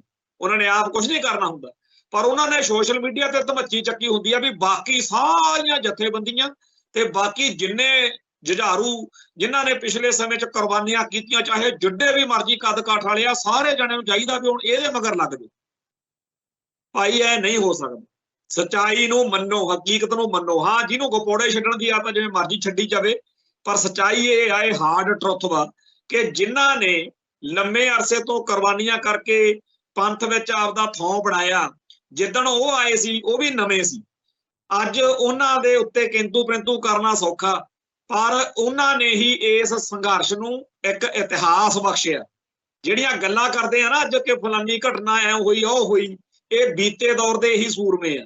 ਜਿਹੜਾ ਇੰਡੀਅਨ ਸਟੇਟ ਚਾਹੁੰਦੀ ਸੀ ਵੀ ਲੋਕ ਕਹਿਣ ਖਾਲਿਸਤਾਨ ਬਹੁਤ ਭੈੜਾ, ਖਾਲਿਸਤਾਨੀ ਬੜੇ ਮਾੜੇ ਤੇ ਭਿੰਡਰਾਂ ਵਾਲਾ ਬਹੁਤ, ਜੇ ਇਹਦੇ ਹੱਕ ਵਿੱਚ ਹਵਾ ਬਣੀ ਹੋਈ ਆ, ਜੇ ਅੱਜ ਸਾਡੇ ਬਜ਼ੁਰਗ ਜਾਂ ਆਲੇ ਦੁਆਲੇ ਚੋਂ ਲੋਕ ਕਹਿੰਦੇ ਆ ਵੀ ਨਾ ਖਾਲਿਸਤਾਨ ਮਾੜਾ ਤੇ ਨਾ ਖਾਲਿਸਤਾਨੀ ਮਾੜੇ ਆ ਤੇ ਭਿੰਡਰਾਂ ਵਾਲੇ ਸੰਤਾਂ ਵਰਗਾ ਤਾਂ ਬੰਦਾ ਹੀ ਬਣਨਾ ਮੁਸ਼ਕਲ ਆ, ਇਹ ਗੱਲਾਂ ਕਿਹਨੇ ਇਸ ਧਰਤੀ ਉੱਤੇ ਲਾਗੂ ਕਰਾਈਆਂ? ਸੰਤ ਗਿਆਨੀ ਜਰਨੈਲ ਸਿੰਘ ਖਾਲਸਾ ਭਿੰਡਰਾਂ ਵਾਲਿਆਂ ਦੇ ਸ਼ਹੀਦ ਹੋ ਜਾਣ ਤੋਂ ਬਾਅਦ ਉਹਨਾਂ ਦਾ ਡਿੱਗਿਆ ਹੋਇਆ ਤੀਰ ਚੱਕ ਕੇ, ਜਿਨ੍ਹਾਂ ਨੇ 1984 ਤੋਂ ਬਾਅਦ ਸਿਰਾਂ ਉੱਤੇ ਖੱਫੜ ਬੰਨ ਕੇ ਦਿੱਲੀ ਦੀ ਹਿੱਕ ਦੇ ਉੱਤੇ ਝੰਡਾ ਗੱਡਿਆ ਖਾਲਿਸਤਾਨ ਦਾ, ਚਾਹੇ ਉਹ ਕੋਈ ਵੀ ਸੀ, ਚਾਹੇ ਉਹਦੀ ਕੋਈ ਜਥੇਬੰਦੀ ਸੀ, ਚਾਹੇ ਉਹਨੇ ਕੁਝ ਕਿਵੇਂ ਵੀ ਕੀਤਾ, ਉਹ ਸਾਡੇ ਲਈ ਸਾਰੇ ਸਤਿਕਾਰਯੋਗ ਨੇ। ਉਹਨਾਂ ਨਾਲ ਅਸਹਿਮਤੀ ਹੋ ਸਕਦੀ ਹੈ ਕਿਸੇ ਨੁਕਤੇ ਤੇ, ਉਹਨਾਂ ਨਾਲ ਕਿਸੇ ਪੁਆਇੰਟ ਦੇ ਉੱਤੇ ਵਖਰੇਵਾ ਹੋ ਸਕਦਾ, ਉਹਨਾਂ ਦੇ ਕਿਸੇ ਐਕਸ਼ਨ ਦੇ ਉੱਤੇ ਵੀ ਵੱਡੇ ਕਿੰਤੂ ਪ੍ਰੰਤੂ ਅਸੀਂ ਕਰ ਸਕਦੇ ਹਾਂ, ਪਰ ਉਹਨਾਂ ਨੂੰ ਸਰਕਾਰੀਏ ਕੈਟ ਟਾਊਟ ਗਦਾਰ ਵਿਕੇ ਹੋਏ ਕਹਿਣਾ ਇਹ ਬਿਲਕੁਲ ਹੀ ਕਮੀਨਗੀ ਹੈ। ਜਿਹੜੇ ਬੰਦੇ ਅੱਜ ਕਿਸੇ ਆਪਦੇ ਨਵੇਂ ਉੱਠ ਰਹੇ ਸੂਰਮੇ ਦੇ ਹੱਕ ਵਿੱਚ ਜਾਂ ਨਵੀਂ ਬਣੀ ਜਥੇਬੰਦੀ ਦੇ ਹੱਕ ਵਿੱਚ ਲਿਖਣ ਮੌਕੇ, ਬੋਲਣ ਮੌਕੇ ਇਹ ਗੱਲਾਂ ਲਿਖਦੇ ਆ ਕਿ ਜਿਹੜੇ ਬਾਕੀ ਸਾਰੇ ਜਿਹੜੇ ਸਾਡੇ ਝੰਡੇ ਹੇਠ ਨਹੀਂ ਆਉਂਦੇ, ਬਾਕੀ ਸਾਰੇ ਵਿਕੇ ਹੋਏ ਨੇ, ਸਰਕਾਰੀਏ ਨੇ, ਗਦਾਰ ਨੇ, ਉਹ ਚੇਤੇ ਰੱਖਣ ਕਿ ਵਕਤ ਕਿਸੇ ਨਾਲ ਲਿਹਾਜ਼ ਨਹੀਂ ਕਰਦਾ। ਸਮਾਂ ਜਿਹੜਾ ਹੈਗਾ ਸਦਾ ਇੱਕਸਾਰ ਨਹੀਂ ਰਹਿੰਦਾ, ਤੇ ਜਦੋਂ ਵਕਤ ਬੀਤਦਾ ਫਿਰ ਇਹੀ ਇਲਜ਼ਾਮ ਘੁੰਮ ਕੇ ਜਦੋਂ ਕਿਸੇ ਨੇ ਤੋਂ ਬਾਅਦ ਵਾਲੇ ਨੇ ਤੁਹਾਡੇ ਤੇ ਲਾਉਣੇ ਆ, ਉਦੋਂ ਸਹਾਰੇ ਨਹੀਂ ਜਾਣੇ। ਜਦੋਂ ਸੋਸ਼ਲ ਮੀਡੀਆ ਦਾ ਨਵਾਂ ਚੱਲਿਆ ਪ੍ਰਚਲਨ, ਉਹਨਾਂ ਦਿਨਾਂ ਦੇ ਵਿੱਚ ਇੱਕ ਨੌਜਵਾਨ ਜਿਹੜਾ ਕਿ ਅੱਜ ਦੀ ਦੁਨੀਆ ਦੇ ਵਿੱਚ ਬੜਾ ਚੋਟੀ ਦਾ ਖਾਲਿਸਤਾਨੀ ਮੰਨਿਆ ਜਾ ਰਿਹਾ, ਮੈਂ ਉਹਨੂੰ ਬਿਠਾਇਆ ਤੇ ਮੈਂ ਸਾਬਤ ਕੀਤਾ ਕਿ ਭਾਈ ਸੋਸ਼ਲ ਮੀਡੀਆ ਦੇ ਉੱਤੇ ਜਿਹੜੀਆਂ ਹਜ਼ਾਰਾਂ ਪੋਸਟਾਂ ਘੁੰਮ ਰਹੀਆਂ ਨੇ ਜਿਹਦੇ ਵਿੱਚ ਖਾੜਕੂ ਜਰਨੈਲਾਂ ਦੇ ਖਿਲਾਫ, ਖਾਲਿਸਤਾਨੀ ਲਹਿਰ ਦੇ ਸੂਰਮਿਆਂ ਦੇ ਖਿਲਾਫ ਬਹੁਤ ਨੀਚਤਾ ਲਿਖੀ ਜਾ ਰਹੀ ਹੈ, ਇਹ ਤੂੰ ਲਿਖਦਾ। ਸਾਰਾ ਕੁਝ ਸਾਬਤ ਕਰਤਾ ਕੰਪਨੀ ਬਾਗ 'ਚ ਬਿਠਾ ਕੇ ਬੰਦਿਆਂ ਦੇ ਮੂਹਰੇ। ਤੇ ਮੈਂ ਉਹਨੂੰ ਉਹ ਵਿਚਾਰਾ ਡਰ ਜੇ ਗਿਆ। ਮੈਂ ਕਿਹਾ ਗੱਲ ਸੁਣ, ਅਸੀਂ ਬੜੇ ਵੱਡੇ ਜਿਗਰੇ ਵਾਲੇ, ਮੈਂ ਤੈਨੂੰ ਇੱਕੋ ਗੱਲ ਦੱਸਦਾ ਵੀਰ ਮੇਰਿਆ, ਮੈਂ ਮੰਨਦਾ ਵਾਂ ਕਿ ਤੂੰ ਇਸ ਮੌਕੇ ਦੀਆਂ ਖਾਲਿਸਤਾਨੀ ਸ਼ਖਸੀਅਤਾਂ ਨੂੰ ਲੋਕਾਂ ਦੀ ਨਜ਼ਰ ਵਿੱਚ ਡੇਗ ਸਕਦਾ, ਕਿਉਂਕਿ ਉਹਨਾਂ ਕੋਲੇ ਵਕਤ ਨਹੀਂ ਹੈਗਾ, ਨਾ ਉਹਨਾਂ ਕੋਲੇ ਇਹ ਹੁਨਰ ਵਾ ਵੀ ਉਹ ਸੋਸ਼ਲ ਮੀਡੀਆ ਤੇ ਸਪਸ਼ਟੀਕਰਨ ਦਿੰਦੇ ਫਿਰਦੇ। ਤੇ ਤੂੰ ਆਹ ਨਕਲੀ ਅਸਲੀ ਆਈਡੀਆਂ ਬਣਾ ਕੇ ਜੋ ਕੁਝ ਕਰ ਰਿਹਾ ਹੈ, ਇਹਦੇ ਨਾਲ ਇੱਕ ਹੀ ਗੱਲ ਹੋਣੀ ਆ ਨਾ, ਵੀ ਲੋਕਾਂ ਦੇ ਦਿਲ ਦਿਮਾਗ ਦੇ ਵਿੱਚ ਸਿੱਖ ਸੰਘਰਸ਼ ਨਾਲ ਸੰਬੰਧਿਤ ਮੌਜੂਦਾ ਦੌਰ ਦੀਆਂ ਜਥੇਬੰਦੀਆਂ ਤੇ ਸ਼ਖਸੀਅਤਾਂ ਦੇ ਖਿਲਾਫ ਮਾਹੌਲ ਸਿਰਜਿਆ ਜਾ ਸਕਦਾ। ਤੂੰ ਸਿਰਜ ਸਕਦਾ, ਤੂੰ ਆਪਦੇ ਵਰਗੇ ਪਤਾ ਨਹੀਂ 35-40 ਹੋਰ ਵੀ ਜੋੜੇ ਹੋਣ, ਮੈਨੂੰ ਨਹੀਂ, ਮੈਂ ਨਹੀਂ ਕਹਿੰਦਾ ਹੈਗਾ, ਪਰ ਇਹ ਕੰਮ ਕੈਟਾਂ ਟੋਟਾਂ ਦਾ ਹੁੰਦਾ। ਤੂੰ ਤਾਂ ਚੰਗਾ ਭਲਾ ਖਾਲਿਸਤਾਨੀ ਸਿੰਘ ਕਹਾਉਣਾ, ਪਰ ਮੈਂ ਕਿ ਤੈਨੂੰ ਗੱਲ ਪੁੱਛਣੀ ਚਾਹੁੰਦਾ ਵੀ ਜਦੋਂ ਇਹ ਮਰਨਗੇ, ਜਿਨ੍ਹਾਂ ਨੂੰ ਤੂੰ ਗਾਲਾਂ ਕਢਵਾਉਣਾ, ਜਦੋਂ ਇਹ ਮਰਨਗੇ, ਇਹਨਾਂ ਦੇ ਭੋਗ ਦੇ ਮੌਕੇ ਉੱਥੇ ਚਾਰ ਸਰੀਰ ਖੜ ਕੇ ਕਹਿਣਗੇ ਕਿ ਇਹਨਾਂ ਨੇ 1984 ਦੇ ਦਰਬਾਰ ਸਾਹਿਬ ਦੇ ਹਮਲੇ ਤੋਂ ਬਾਅਦ ਘਰ ਤਿਆਗ ਤੇ, ਇਹਨਾਂ ਦੇ ਟੱਬਰਾਂ ਉੱਤੇ ਬਹੁਤ ਜ਼ੁਲਮ ਹੋਇਆ, ਇਹਨਾਂ ਦੇ ਬਹੁਤ ਭੈੜੇ ਦਿਨ ਸੀ ਕਿ ਕੋਈ ਸਾਥ ਸਹਿਯੋਗ ਨਹੀਂ ਦਿੰਦਾ ਸੀ, ਪਰ ਪੰਥ ਲਈ ਲੜਦੇ ਰਹੇ, ਮਰਦੇ ਰਹੇ। ਇਹਨਾਂ ਦੇ ਵਿੱਚ ਪੰਥ ਲਈ ਜੂਝਣ ਦੀ ਜਿਹੜੀ ਸ਼ਕਤੀ ਸਮਰੱਥਾ ਸੀ, ਉਹਨੂੰ ਸਲਾਮ। ਉਹਨਾਂ ਦਿਨਾਂ ਤੋਂ ਬਾਅਦ ਜਦੋਂ ਬਹੁਤ ਇਹਨਾਂ ਦੇ ਨਾਲ ਦੇ ਸ਼ਹੀਦ ਹੋ ਗਏ, ਲਹਿਰ ਡਿੱਗ ਪਈ, ਉਦੋਂ ਇਹ ਬਾਹਰ ਵੀ ਨਿਕਲ ਸਕਦੇ ਸੀ, ਪਰ ਇਹ ਫੜੇ ਗਏ, ਜੇਲ੍ਹ ਕੱਟੀ ਤੇ ਬਾਹਰ ਆ ਕੇ ਫਿਰ ਵੀ ਬਾਕੀ ਬਹੁਤ ਸਾਰੇ ਭੈਣ ਭਰਾ ਇਹੋ ਜਿਹੇ ਨੇ ਜਿਹੜੇ ਸੰਘਰਸ਼ ਦੇ ਵਿੱਚ ਆਪਦਾ ਕੈਦ ਕੱਟਣ ਤੋਂ ਬਾਅਦ ਜਦੋਂ ਘਰੇ ਆ ਕੇ ਆਪਦਾ ਕੰਮ ਕਰਨ ਲੱਗ ਪਏ, ਪਰ ਇਹਨਾਂ ਨੇ ਨਹੀਂ ਉਵੇਂ ਕੀਤਾ। ਇਹ ਫਿਰ ਮੈਦਾਨ ਦੇ ਵਿੱਚ ਆ ਕੇ ਕੌਮ ਦੀ ਲੜਾਈ ਲੜ ਰਹੇ। ਤੇ ਆਖਰ ਅੱਜ ਜਦੋਂ ਇਹ ਭੋਗ ਆ, ਤੇ ਅੱਜ ਮੈਂ ਇਹ ਗੱਲ ਕਹਿਣਾ ਹੈ ਕਿ ਇਹ ਬੰਦਾ ਜੇਕਰ ਘਰੋਂ ਨਾ ਤੁਰਦਾ, ਬਹੁਤ ਸਾਰੇ ਲੋਕ ਨਹੀਂ ਤੁਰੇ, ਬਥੇਰਿਆਂ ਨੂੰ ਘਰਦਿਆਂ ਨੇ, ਮਾਪਿਆਂ ਨੇ, ਭੈਣ ਭਰਾਵਾਂ ਨੇ ਸਮਝਾ ਲਿਆ, ਤਾਂ ਵੀ ਸਾਰੀ ਜਾਣਾ ਸੀ। ਬਥੇਰੇ ਸੀ ਜਿਨ੍ਹਾਂ ਨੂੰ ਮਾਪੇ ਕਹਿੰਦੇ ਸੀਗੇ ਵੀ ਤੈਨੂੰ ਕੁਛ ਜ਼ਿਆਦਾ ਸਿੱਕੀ ਚੜੀ ਹੈ, ਤੇ ਬਹੁਤ ਸਾਰੇ ਬੰਦੇ ਵਾਂਗੂ ਇਹ ਵੀ ਬਹਿ ਸਕਦਾ ਸੀ। ਪਰ ਇਹ ਵੀ ਗੱਲ ਹੋ ਸਕਦੀ ਸੀ ਵੀ ਜਦੋਂ ਘਰੋਂ ਨਿਕਲ ਗਿਆ, ਉਦੋਂ ਬਾਅਦ ਵਿੱਚ ਕੋਈ ਕੈਟੀ ਟੌਟੀ ਕਰਕੇ, ਕੋਈ ਮਾੜਾ ਚੰਗਾ ਕਰਕੇ, ਕੋਈ ਕਲੰਕ ਲਵਾ ਕੇ ਬਹਿ ਜਾਂਦਾ। ਤੇ 3600 ਤੁਰੇ ਫਿਰਦੇ ਆ ਪੰਜਾਬ ਦੇ ਵਿੱਚ ਜਿਨ੍ਹਾਂ ਨੇ ਸੰਘਰਸ਼ ਨਾਲ ਗਦਾਰੀ ਕੀਤੀ, ਉਹ ਵੀ ਨਹੀਂ ਇਹਨੇ ਕੀਤਾ। ਤੀਜਾ ਇਹ ਕਿ ਜਦੋਂ ਸੰਘਰਸ਼ ਦੇ ਉੱਤੇ ਇੰਡੀਅਨ ਸਟੇਟ ਦਾ ਛੱਪਾ ਵੱਧ ਗਿਆ, ਪ੍ਰਭਾਵ ਵੱਧ ਗਿਆ, ਓਵਰਹੈਂਡ ਹੋ ਗਿਆ ਸਟੇਟ ਦਾ, ਉਦੋਂ ਬਹੁਤ ਸਾਰੇ ਭੈਣ ਭਰਾਵਾਂ ਨੇ ਬਾਹਰਲੇ ਮੁਲਕਾਂ ਨੂੰ ਨਿਕਲਣ ਵਿੱਚ ਭਲਾਈ ਸਮਝੀ, ਇਹਨੇ ਉਵੇਂ ਵੀ ਨਹੀਂ ਕੀਤਾ। ਚੌਥਾ ਇਹ ਜਦੋਂ ਫੜਿਆ ਗਿਆ ਉਦੋਂ ਬੜਾ ਨੁਕਸਾਨ ਕਰਾ ਸਕਦਾ ਸੀ, ਪਰ ਅਸੀਂ ਪੁਲਿਸੀਆਂ ਤੋਂ ਸੁਣਦੇ ਰਹੇ ਹਾਂ ਬਈ ਇਹਨੇ ਉਹ ਸਾਰਾ ਕੁਝ ਮੰਨਿਆ ਜਿਹੜਾ ਕੀਤਾ ਸੀ, ਜਿਹੜਾ ਨਹੀਂ ਕੀਤਾ ਸੀ ਉਹਦੇ ਬਾਰੇ ਸਾਫ਼ ਕਹਿਤਾ ਵੀ ਇਹਨਾਂ ਕੰਮਾਂ 'ਚ ਮੈਂ ਹੈ ਨਹੀਂ ਸੀ, ਤੇ ਉਹ ਕੇਸ ਅਸੀਂ ਪਾ ਕੇ ਇਹਨੂੰ, ਇਹਦੀ ਸਚਾਈ ਨੂੰ ਮੰਨ ਕੇ ਅਸੀਂ ਇਹਨੂੰ ਜੇਲ੍ਹ ਭੇਜ। ਤੇ ਇਹ ਜੇ ਚਾਹੁੰਦਾ ਉਦੋਂ ਨੁਕਸਾਨ ਕਰਾ ਸਕਦਾ ਸੀ, ਇਹ 18 ਵਾਲੀ ਫੜਾ ਦਿੰਦਾ, ਕੁਛ ਨਹੀਂ ਕਿਸੇ ਨੂੰ ਫੜਾਇਆ। ਫਿਰ ਉਸ ਤੋਂ ਬਾਅਦ ਵਿੱਚ ਜਦੋਂ ਆਪਦੇ ਜਿਹੜਾ ਇਹਨੂੰ ਜਿੰਨੀ ਸਜ਼ਾ ਹੋਈ ਉਹ ਭੁਗਤਣ ਤੋਂ ਬਾਅਦ ਜੇਲ੍ਹ ਚੋਂ ਘਰੇ ਆ ਗਿਆ, ਘਰੇ ਆ ਕੇ ਜਿਵੇਂ ਬਾਕੀ ਬਹੁਤ ਸਾਰਿਆਂ ਨੇ ਆਪਦੀ ਲਾਈਫ ਦੂਜੀ ਚੁਣ ਲਈ ਵੀ ਚਲੋ ਜੀ ਦੁਕਾਨ ਖੋਲ ਲਈ ਜਾਂ ਡੈਰੀ ਕਰ ਲਈ ਜਾਂ ਕੋਈ ਬਾਹਰੋਂ 4 ਪੈਸੇ ਮੰਗਾ ਕੇ ਕੰਮ ਕਰ ਲਿਆ, ਕਈਆਂ ਨੇ ਏਜੰਟੀ ਦਾ ਕੰਮ ਵੀ ਫੜ ਲਿਆ, ਇਹਨੇ ਉਹ ਵੀ ਨਹੀਂ ਕੀਤਾ। ਇਹਨੇ ਆਖਿਆ ਵੀ ਠੀਕ ਆ, ਉਦੋਂ ਆਪਾਂ ਹਥਿਆਰਬੰਦ ਹੋ ਕੇ ਲੜੇ ਸੀ, ਉਦੋਂ ਬੱਬਰ ਖਾਲਸਾ 'ਚ ਗਏ, ਖਾਲਿਸਤਾਨ ਲਿਬਰੇਸ਼ਨ ਫੋਰਸ 'ਚ ਗਏ, ਭਿੰਡਰਾਂਵਾਲਾ ਟਾਈਗਰਸ ਫੋਰਸ 'ਚ ਗਏ, ਖਾਲਿਸਤਾਨ ਕਮਾਂਡੋ ਫੋਰਸ ਵਿੱਚ ਗਏ, ਜਾਂ ਕਿਸੇ ਹੋਰ ਖਾੜਕੂ ਜਥੇਬੰਦੀ 'ਚ ਗਏ। ਪਰ ਅੱਜ ਉਹ ਦੌਰ ਜੇ ਨਹੀਂ ਰਿਹਾ, ਤਾਂ ਲੜਾਈ ਜਾਰੀ ਰਹੂਗੀ। ਅੱਜ ਵੀ ਓਵਰਗਰਾਊਂਡ ਤਰੀਕੇ ਨਾਲ ਜੰਗ ਲੜਾਂਗੇ, ਤੇ ਓਵਰਗਰਾਊਂਡ ਤਰੀਕੇ ਨਾਲ ਲੜਦਿਆਂ ਕਰਦਿਆਂ ਅੱਜ ਦਾ ਦਿਨ ਆ ਗਿਆ ਜਦੋਂ ਇਹ ਸਾਨੂੰ ਸਰੀਰਕ ਤੌਰ ਤੇ ਵਿਛੋੜਾ ਦੇ ਗਏ। ਤੇ ਮੈਂ ਇਹ ਗੱਲ ਕਹਿ ਸਕਦਾ ਕਿ ਇਸ ਬੰਦੇ ਨੇ ਆਪਦਾ ਹਰ ਸਾਹ ਕੌਮ ਦੇ ਲੇਖੇ ਲਾਇਆ, ਭਾਵੇਂ ਇਹਦੇ ਨਾਲ ਹਜ਼ਾਰਾਂ ਅਸਹਿਮਤੀਆਂ ਸੀ, ਪਰ ਇਹ ਬੰਦਾ ਪੰਥ ਦੇ ਲੇਖੇ ਜ਼ਿੰਦਗੀ ਲਾ ਗਿਆ। ਮੈਂ ਉਸ ਸੱਜਣ ਨੂੰ ਕਿਹਾ ਜਿਹੜੇ ਬੰਦੇ ਨਾਲ ਮੇਰੀ ਗੱਲ ਹੋ ਰਹੀ ਸੀ, ਮਿੱਤਰਾ, ਮਰਨ ਤੋਂ ਬਾਅਦ ਵੀ ਇਹਨਾਂ ਦੇ ਬਾਰੇ ਲੋਕ ਆਹ ਕਹਿਣਗੇ ਕਿ ਇਹਨਾਂ ਨੇ ਹਰ ਸਾਹ ਕੌਮ ਦੇ ਲੇਖੇ ਲਾਇਆ, ਪਰ ਜਿੱਦਣ ਤੂੰ ਮਰੇਗਾ ਨਾ, ਤੇਰੇ ਭੋਗ ਤੇ ਜੇ ਸੱਚੇ ਪਾਤਸ਼ਾਹ ਮੇਰੇ ਵਰਗਾ ਨੂੰ ਮੌਕਾ ਦੇਣਗੇ ਤੇ ਇਹੀ ਕਹਿਣ ਜੋਗੇ ਹੋਵਾਂਗੇ ਨਾ ਵੀ ਇਹਨਾਂ ਨੇ ਫੇਸਬੁੱਕ ਦੇ ਉੱਤੇ ਨਕਲੀ ਅਸਲੀ ਆਈਡੀਆਂ ਬਣਾ ਕੇ ਖਾਲਿਸਤਾਨੀ ਸੂਰਮਿਆਂ ਨੂੰ ਭੰਡਿਆ, ਨਿੰਦਿਆ, ਗਾਲਾਂ ਕੱਢੀਆਂ ਤੇ ਕਢਵਾਈਆਂ। ਕਿਹੜੇ ਰਾਹ ਪਏ ਹੋਏ ਹੋ? ਜੇ ਵਾਕਈ ਜੁਰਤ ਵਾ, ਜੇ ਵਾਕਈ ਹਿੰਮਤ ਆ, ਤਾਂ ਪੰਥ ਲਈ ਕੁਛ ਆਪ ਕਰਕੇ ਦਿਖਾਓ। ਤੇ ਮੈਂ ਗਰੰਟੀ ਦਿੰਦਾ ਵੀ ਤੁਸੀਂ ਇਹਨਾਂ ਨੂੰ ਲੋਕਾਂ ਦੇ ਦਿਲ ਦਿਮਾਗ ਵਿੱਚੋਂ ਇਹਨਾਂ ਦਾ ਅਕਸ ਸਤਿਕਾਰ ਖਤਮ ਕਰ ਸਕਦੇ ਹੋ। ਇਹ ਤੁਹਾਡੇ ਕੋਲੇ ਹੁਨਰ ਹੈਗਾ, ਪਰ ਤੁਸੀਂ ਉਹ ਚੀਜ਼ ਆਪ ਨਹੀਂ ਬਣ ਸਕਦੇ ਜਿਹੜੀ ਇਹਨਾਂ ਨੇ ਕੀਤੀ ਆ, ਜਿਹੜੀ ਕਮਾਈ ਇਹਨਾਂ ਨੇ ਕੀਤੀ ਆ। ਤੁਹਾਡੇ ਚੋਂ ਹਿੰਮਤ ਹੈ ਨਹੀਂ, ਤੇ ਸੱਚੇ ਪਾਤਸ਼ਾਹ ਦੇ ਚਰਨਾਂ 'ਚ ਅਰਦਾਸ ਆ ਵੀ ਤੁਹਾਡੇ ਚੋਂ ਅਕਸ, ਤੁਹਾਡੇ ਚੋਂ ਚੀਜ਼ ਪੈਦਾ ਹੋ ਜਾਵੇ। ਹੁਣ ਪਤਾ ਨਹੀਂ ਉਹ ਬੰਦੇ ਨੇ ਇਹ ਗੱਲ ਕਿੰਨੀ ਕੁ ਮੰਨੀ ਜਾਂ ਨਹੀਂ, ਪਰ ਬਾਅਦ 'ਚ ਪੰਥਕ ਸਭਾ ਦੇ ਵਿੱਚ ਅੱਜ ਕੱਲ੍ਹ ਉਹ ਬੜਾ ਚਰਚਾ 'ਚ ਰਹਿੰਦਾ ਭਰਾ ਸਾਡਾ। ਖੈਰ, ਗੱਲ ਮੋਟੇ ਤੌਰ ਤੇ ਇਹ ਆ ਕਿ ਸਾਨੂੰ ਕੀ ਕਰਨਾ ਚਾਹੀਦਾ ਤੇ ਕੀ ਨਹੀਂ ਕਰਨਾ ਚਾਹੀਦਾ। ਅਸੀਂ ਤਾਂ, ਮੈਂ ਕਈ ਵਾਰ ਦੇਖਦਾ ਹੁੰਦਾ, ਉਹ ਕੁਛ ਕਰਦੇ ਆ ਜਿਹੜਾ ਦਿੱਲੀ ਨੂੰ ਪ੍ਰਵਾਨ ਆ, ਜਿਹੜਾ ਇੰਡੀਆ ਨੂੰ ਪ੍ਰਵਾਨ ਆ। ਕੋਈ ਬਾਹਰੋਂ ਬੈਠ ਕੇ ਸਾਨੂੰ ਇੱਥੇ ਬੈਠਿਆਂ ਨੂੰ ਚੱਪੇ ਚਾੜਦਾ ਵੀ ਤੁਸੀਂ ਐ ਨਹੀਂ ਕਰਦੇ, ਉਹ ਨਹੀਂ ਕਰਦੇ, ਉਹ ਏਜੰਡੇ ਉੱਥੇ ਬੈਠਾ ਸੈੱਟ ਕਰਨ ਲੱਗਿਆ ਵੀ ਚੱਕ ਦੋ ਫੁੱਟੇ ਅੜਾ ਦੋ ਬੂੰਦੀ, ਦੱਸੋ ਜੀ ਅਸੀਂ ਕੀ ਕਰੀਏ। ਕੋਈ ਬੰਦਾ ਇੱਥੇ ਵਾਲੇ ਬੈਠਿਆਂ ਨੂੰ ਕਹਿਣ ਲੱਗਿਆ ਇਹਨਾਂ ਦੇ ਮਗਰ ਬੰਦੇ ਹੈ ਨਹੀਂ ਗੇ, ਫਲਾਣੇ ਮਗਰ ਬੰਦੇ ਜ਼ਿਆਦਾ, ਭਾਈ ਜਿਹਦੇ ਮਗਰ ਬੰਦੇ ਜ਼ਿਆਦਾ ਨੇ ਨਾ ਉਹ ਤੋਂ ਫਿਰ ਛੇਤੀ ਛੇਤੀ ਖਾਲਿਸਤਾਨ ਬਣਦਾ ਹੋਊਗਾ। ਇਹ ਸਿੱਖਾਂ ਦੇ ਦਿਲ ਦਿਮਾਗ ਵਿੱਚ ਜਿਵੇਂ ਉਹ ਕਹਿੰਦਾ ਹੁੰਦਾ ਵੀ ਭਲਾ ਉਸकी ਕਮੀਜ਼ ਮੇਰੀ ਕਮੀਜ਼ ਸੇ ਸਫੈਦ ਕੈਸੇ, ਵੀ ਉਹਦੇ ਨਾਲ ਮੇਰੇ ਨਾਲੋਂ ਬੰਦੇ ਜ਼ਿਆਦਾ ਨੇ, ਉਹਦੇ ਮਗਰ ਭਾਜਾਂ, ਉਹਦੇ ਐ ਹੋ ਜਾ ਉਹ ਹੋ ਜੇ। ਇਹ ਕੰਪੀਟੀਸ਼ਨ ਨਾ ਕਰਾਓ। ਕਿਸੇ ਨੂੰ 10,000 ਰੁਪਇਆ ਦੇ ਕੇ ਕਹਿੰਦਾ ਚੱਕ ਦੇ ਬਣਾ ਦੇ ਖਾਲਿਸਤਾਨ, ਦੂਜੇ ਨੂੰ ਕਹਿੰਦਾ ਚੱਕ ਮੈਂ ਦੇਣਾ ਤੈਨੂੰ 5,000। ਉਹ ਆਪੋ ਆਪਦੇ ਘੋੜੇ, ਆਪੋ ਆਪਦੇ ਧਿਰਾਂ ਧੜਿਆਂ ਦਾ ਆਪਸੀ ਲੜਾਈ ਕਲੈਸ਼ ਕਰਾਉਣਾ, ਇਹ ਕਿੱਧਰਲੀ ਸੇਵਾ। ਪਤਾ ਹਰੇਕ ਨੂੰ ਆ ਵੀ ਕਿਹੜੀ ਗੱਲ ਦੇ ਨਾਲ ਖਾਲਿਸਤਾਨੀ ਲਹਿਰ ਨੂੰ ਬਲ ਮਿਲਦਾ, ਪਤਾ ਹਰੇਕ ਨੂੰ ਆ ਕਿਹੜੀ ਗੱਲ ਦੇ ਨਾਲ ਖਾਲਿਸਤਾਨੀ ਲਹਿਰ ਦਾ ਅਕਸ ਖਰਾਬ ਹੁੰਦਾ, ਲਹਿਰ ਨੂੰ ਕਮਜ਼ੋਰੀ ਹੁੰਦੀ ਹੈ। ਸੋ ਭੈਣ ਭਰਾ ਜਿੰਨੇ ਵੀ ਖਾਲਿਸਤਾਨੀ ਏਜੰਡੇ ਨੂੰ ਸਮਰਪਿਤ ਆ, ਜਿੱਥੇ ਆਪਾਂ ਚੜ੍ਹਦੀ ਕਲਾ ਵਾਲੀਆਂ ਗੱਲਾਂ ਤੇ ਨਿੱਤ ਚਰਚਾ ਕਰਾਉਂਦੇ ਆ, ਜਿੱਥੇ ਆਪਾਂ ਨਿੱਤ ਕਹਿੰਦੇ ਆ ਕਿ ਪੰਥ ਨੂੰ ਐ ਹੋਣਾ ਚਾਹੀਦਾ, ਉੱਥੇ ਕਦੇ ਬਹਿ ਕੇ ਸਾਲ 'ਚ ਇੱਕ ਵਾਰੀ 365 ਦਿਨਾਂ 'ਚੋਂ ਇੱਕ ਦਿਨ ਜ਼ਰੂਰ ਕੱਢੀਏ ਜਿੱਦਣ ਆਪਾਂ ਚਰਚਾ ਕਰੀਏ ਕਿ ਆਪਾਂ ਨਾਲ ਬਣਦਾ ਕਿਉਂ ਨਹੀਂ ਕੁਛ। ਆਪਾਂ ਆਪਦੀਆਂ ਕਮਜ਼ੋਰੀਆਂ ਬਾਰੇ, ਆਪਦੀਆਂ ਘਾਟਾਂ ਬਾਰੇ, ਸਭ ਤੋਂ ਵੱਧ ਆਪਸੀ ਜਿਹੜੀ ਇੱਕ ਦੂਜੇ ਨੂੰ ਨਜਾਇਜ਼ ਨਿੰਦਣ ਭੰਡਣ ਬਾਰੇ। ਮੈਂ ਹੈਰਾਨ ਆ ਕਿ ਪੰਜਾਬ ਪੁਲਿਸ ਦੇ ਬੁੱਚੜ ਤੋਂ ਬੁੱਚੜ ਪੁਲਿਸੀਏ ਨੇ ਵੀ ਕਦੇ ਦੂਜੇ ਬੁੱਚੜ ਪੁਲਿਸੀਏ ਬਾਰੇ ਉਹੋ ਜਿਹੀ ਬਕਵਾਸ ਨਹੀਂ ਕੀਤੀ, ਉਹਨਾਂ ਮਾੜਾ ਨੀਵਾ ਨਹੀਂ ਬੋਲਿਆ ਜਿੰਨਾ ਅਸੀਂ ਪੰਥ ਨੂੰ ਸਮਰਪਿਤ, ਇੱਕ ਪਾਸੇ ਕੌਮ ਦੇ ਸਿਰ ਤੇ ਕੌਮ ਲਈ ਆਪਦਾ ਸਿਰ ਦੇਣ ਨੂੰ ਤਿਆਰ ਆ, ਕੁਰਬਾਨੀਆਂ ਕਰਨ ਨੂੰ ਤਿਆਰ ਆ। ਪਰ ਤਕਲੀਫ ਸਾਡੀ ਇਹ ਆ ਕਿ ਮੈਂ ਫਲਾਣੇ ਖਾਲਿਸਤਾਨੀ ਨੂੰ ਗਾਲ ਕੱਢਣ ਤੋਂ ਰਹਿ ਨਾ ਜਾਵਾਂ। ਤੋ ਇਹ ਜਿਹੜਾ ਸਾਰਾ ਕੁਝ ਸਾਡੇ ਵਿੱਚ ਬਣਦਾ ਜਾ ਰਿਹਾ, ਈਰਖਾ, ਦਵੈਸ਼, ਇੱਕ ਦੂਜੇ ਨੂੰ ਨੀਵਾਂ ਦਿਖਾਉਣਾ ਕਿ ਫਲਾਣੇ ਨੂੰ ਗਾਲਾਂ ਕੱਢੋ, ਫਲਾਣੇ ਨੇ ਐ ਕਰਤਾ ਸੀ, ਫਲਾਣੇ ਦੀ ਆਹ ਗੱਲ ਠੀਕ ਨਹੀਂ।